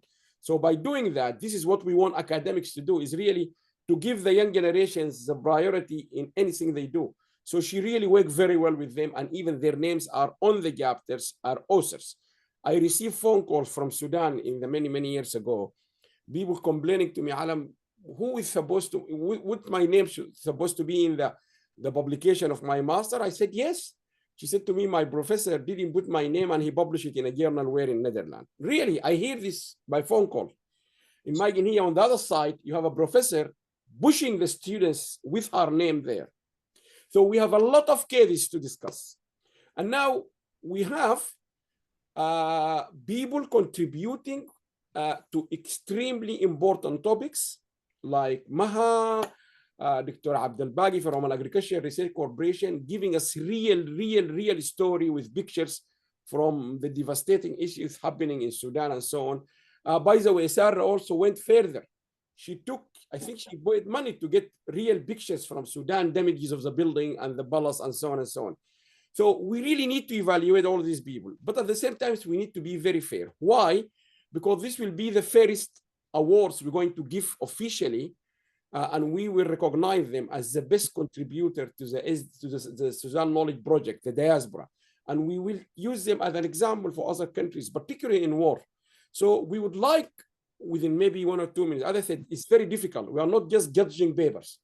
If we come to quality of papers, I think we could have 2 or 3 really fighting on the top. Definitely, like Suhair, like Sarah. These are a quality of paper very high. But if you come to other dimension of papers addressing real policy, if we're talking about policy, you can go to other papers. And then some case studies are so difficult, and now the bring is getting bigger. And in my opinion, my very humble opinion, the people contributed to this book, in my very humble opinion, if Dr. Kamil Idris asked me tomorrow, I will say these are the best of the best. I know most of the Sudanese academic caliber, but these are people top in their field, no questions. Yani if you bring people and pay them money, this is the best people you will get. I don't think you will get better. These are the top people. So we need to see how people can benefit from this. And number 3 or 4, our young generations, we managed to bring them. There's a lot of young voices came to the conference and so on. That's why we want Professor Archie to work with them. They're all here in UCL, King's College, and so on and so on. We want to see how we can get them to publish the aspiration they have here. So there's a lot of things to do. But I'm very keen on the 1st of January, we will announce those people. We let them celebrate. We let them feel very proud of what they have done. And I will give you one example. And it's staying with me for all my life. When I got that award for best dissertation in my master, this piece of paper, it meant a lot for me, because I got that prize with 0.4 from the next girl who was competing with me in the MBA. I was so proud because it says, Alam, the Royal College is giving you this award as the best dissertation in that cohort. It's much better than the master itself. So I really want to give people back a very nice piece of awards. We want to celebrate it. We want to feel very positive about the work we have done. And as I said, the list will go on and on. But of course, we at the end of the day, we need to end up, for example, I would love to select one of the women contributed as the best women contributor. And here you have a 6 range of people. I think we got 6 or 7 of them.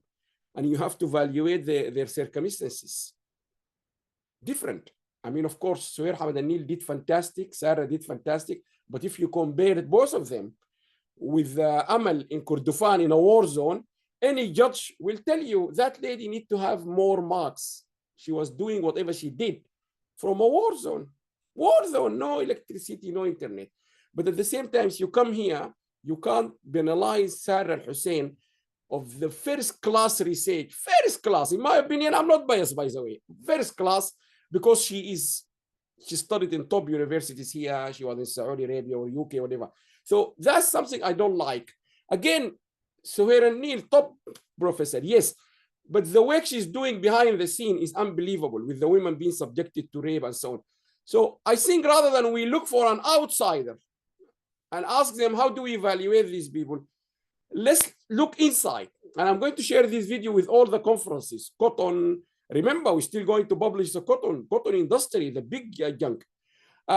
Finally, look at something we call it research coordinator. In my opinion, this one stood very strongly to me, definitely. I think he's definitely the winner, no question, Dr. Idris for the GAM Arabic. No question. When you compare him with all other people coordinating research groups, definitely I can, with my team, we can say he is the best. This man has spent all his time, Dr.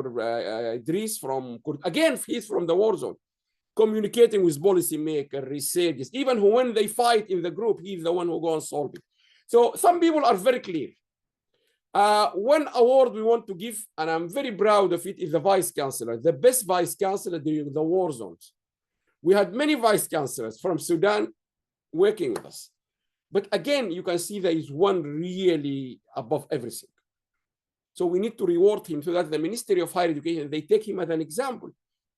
This man is stood in every platform, connecting the students, the research, leading, unbelievable. So he needs to be rewarded, because the vice chancellor, I see him as a leader, not as a professor. Many, in the UK, we have vice chancellors that are not professors. Professor doesn't make you a vice chancellor. He is top of everything. He's engaged and so on. Now, we got another award, very important. I think we need to consider the best university contribution. We have universities, we can't hear from them over the war. I can't remember. This is just WSD. We're not talking about the general public. But some universities, they have been working in very difficult circumstances, despite what is going in the war. So we need to recognize them. I think we need to conclude in a positive way this year by starting 2026 in January with very positive news to the research community. We recognize these people, what they have done, how they managed to survive this one, lessons learned, and then we can highlight them. And maybe, in my opinion, we can put them forward for any international award. We can put them forward for UNESCO. You said the women scientists of the year. We would like to promote or to propose 2 people. We can confidently do that. Why not? So this is what I want. If anyone can give us one, we have like 2-3 minutes quickly. Anyone would like to help us generally? How can we don't, any suggestion, how do we evaluate those people contributing to this massive project? Some of them, they have not have written papers, but they have done. Abdullah Abgarda, for example, he didn't write a paper, but he has kept us updated with the press releases, asked for consultation, invited, have done a lot of work, fantastic work for Darfur. He didn't write a paper, but he got his video. He was very articulated. He's moving. So we don't want to go into politics, but more of what really helped to rebuild Sudan. The bottom line is rebuilding. The bottom line here is not these books we're publishing, but it's the rebuilding. We don't want just to publish a book and we put it here. No, we want the book. And I can tell you, I don't know if I find it here. I don't know where is it, but I think I have it here.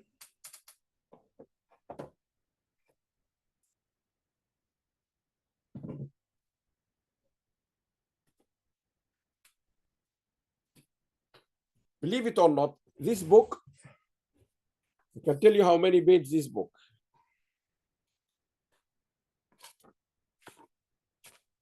Including the appendices, this book is 173 pages. That's all. 13 key performance indicator for highly effective team. You can go and Google it. I written this book with George and Nicholas. This book, for me, if someone asked me, show me your impact, I will show this book. Because this book is now for 20 years, I think, is a highly recommended text, #1 for team effectiveness for the Chartered Institute of Management Accounting. For me, that's a big impact for me, this book. And I have received lots of invitations from publishers to write something similar, because here what we did, we told, or we reviewed, or we surveyed 34 type of industry in the UK, academic and blah, blah, blah, about how people can work together effectively. And then we identified 3 key performance indicators for highly effective teams. It can be applied because the Chartered Institute of Management Accounting, they put it #1 as a recommended text. So we want our work of these people to be impacted. That's what I want you to help me measure. How can we measure the performance of all of you? All of you are included, by the way, all of you. Shazali, Maha, Sarah, all of you are included. So help us to evaluate, and we really want to celebrate. We really want to acknowledge this, and we want to make it public internationally, not just within the Sudan. And we would like to enforce this into the government. We said to them, these people are fantastic. They've done first-class job. They've been reviewed. You need to listen to them. So if any suggestions quickly before we close, anyone would like to suggest any approach or methodology for evaluating the contribution of those massive number of people? The book only is 173 people, but we have a lot of people. Any suggestion?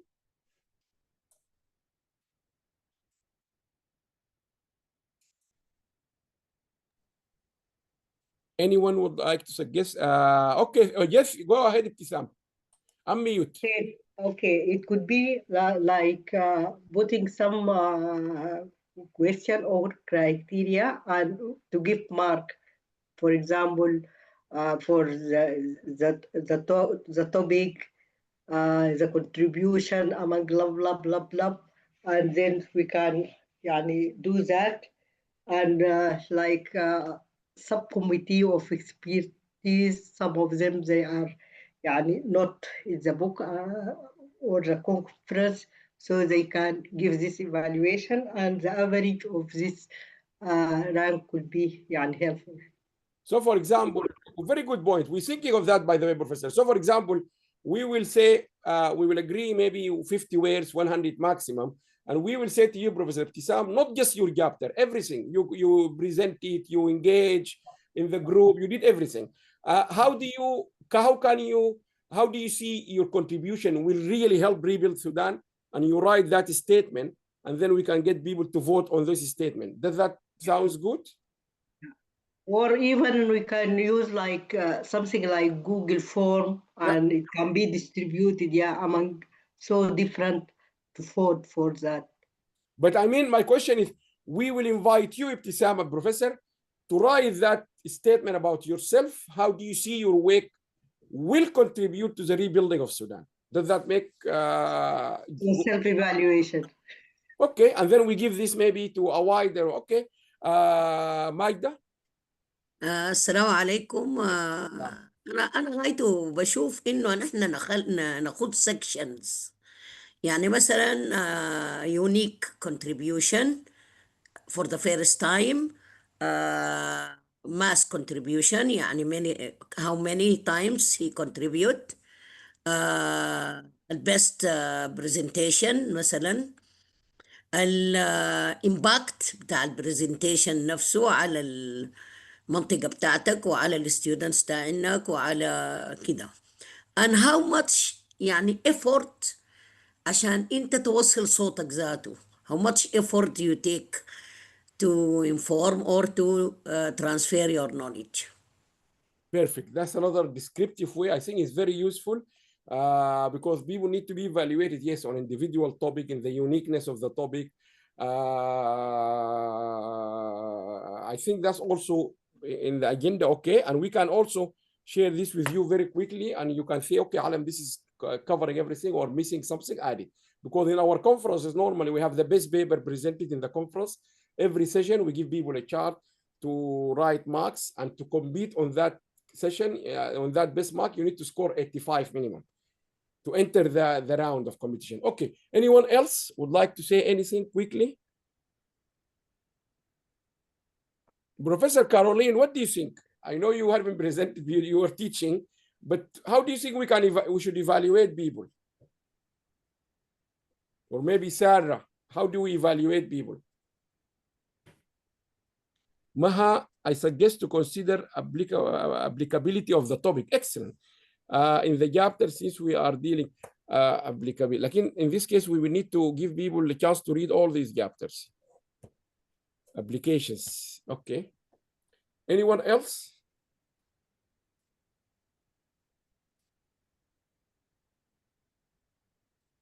Just unmute. If you want to talk, just unmute.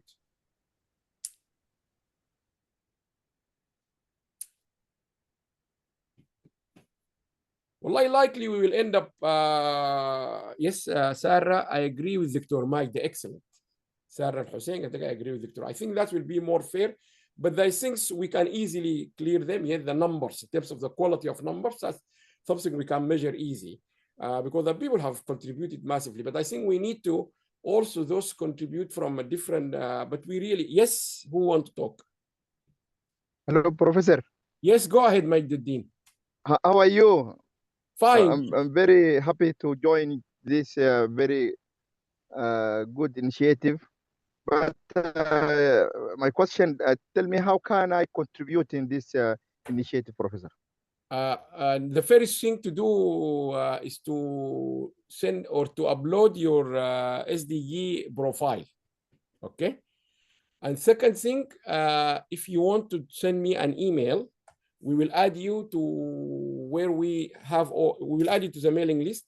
So I can tell you now where you can send an email to this place. Just 1 second, let me write down to you. Where are you based, Doctor?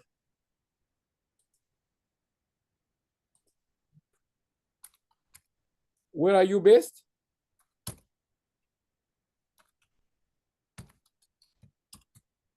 So if you want to join or to contribute in any of these things coming, admin@waad.org.uk. Okay. Anyone else?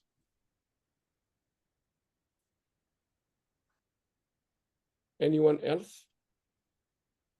What we want you, if you could kindly look at the SDG tracker for Sudan, the analysis, the report is available. And if you would like to send us any feedback, any comment, agree, disagree with any of the analysis, that would be fantastic, because we want this report to be really the main report. People can refer to it when they analyze the situation of Sudan. And any other question, any other thing before we go?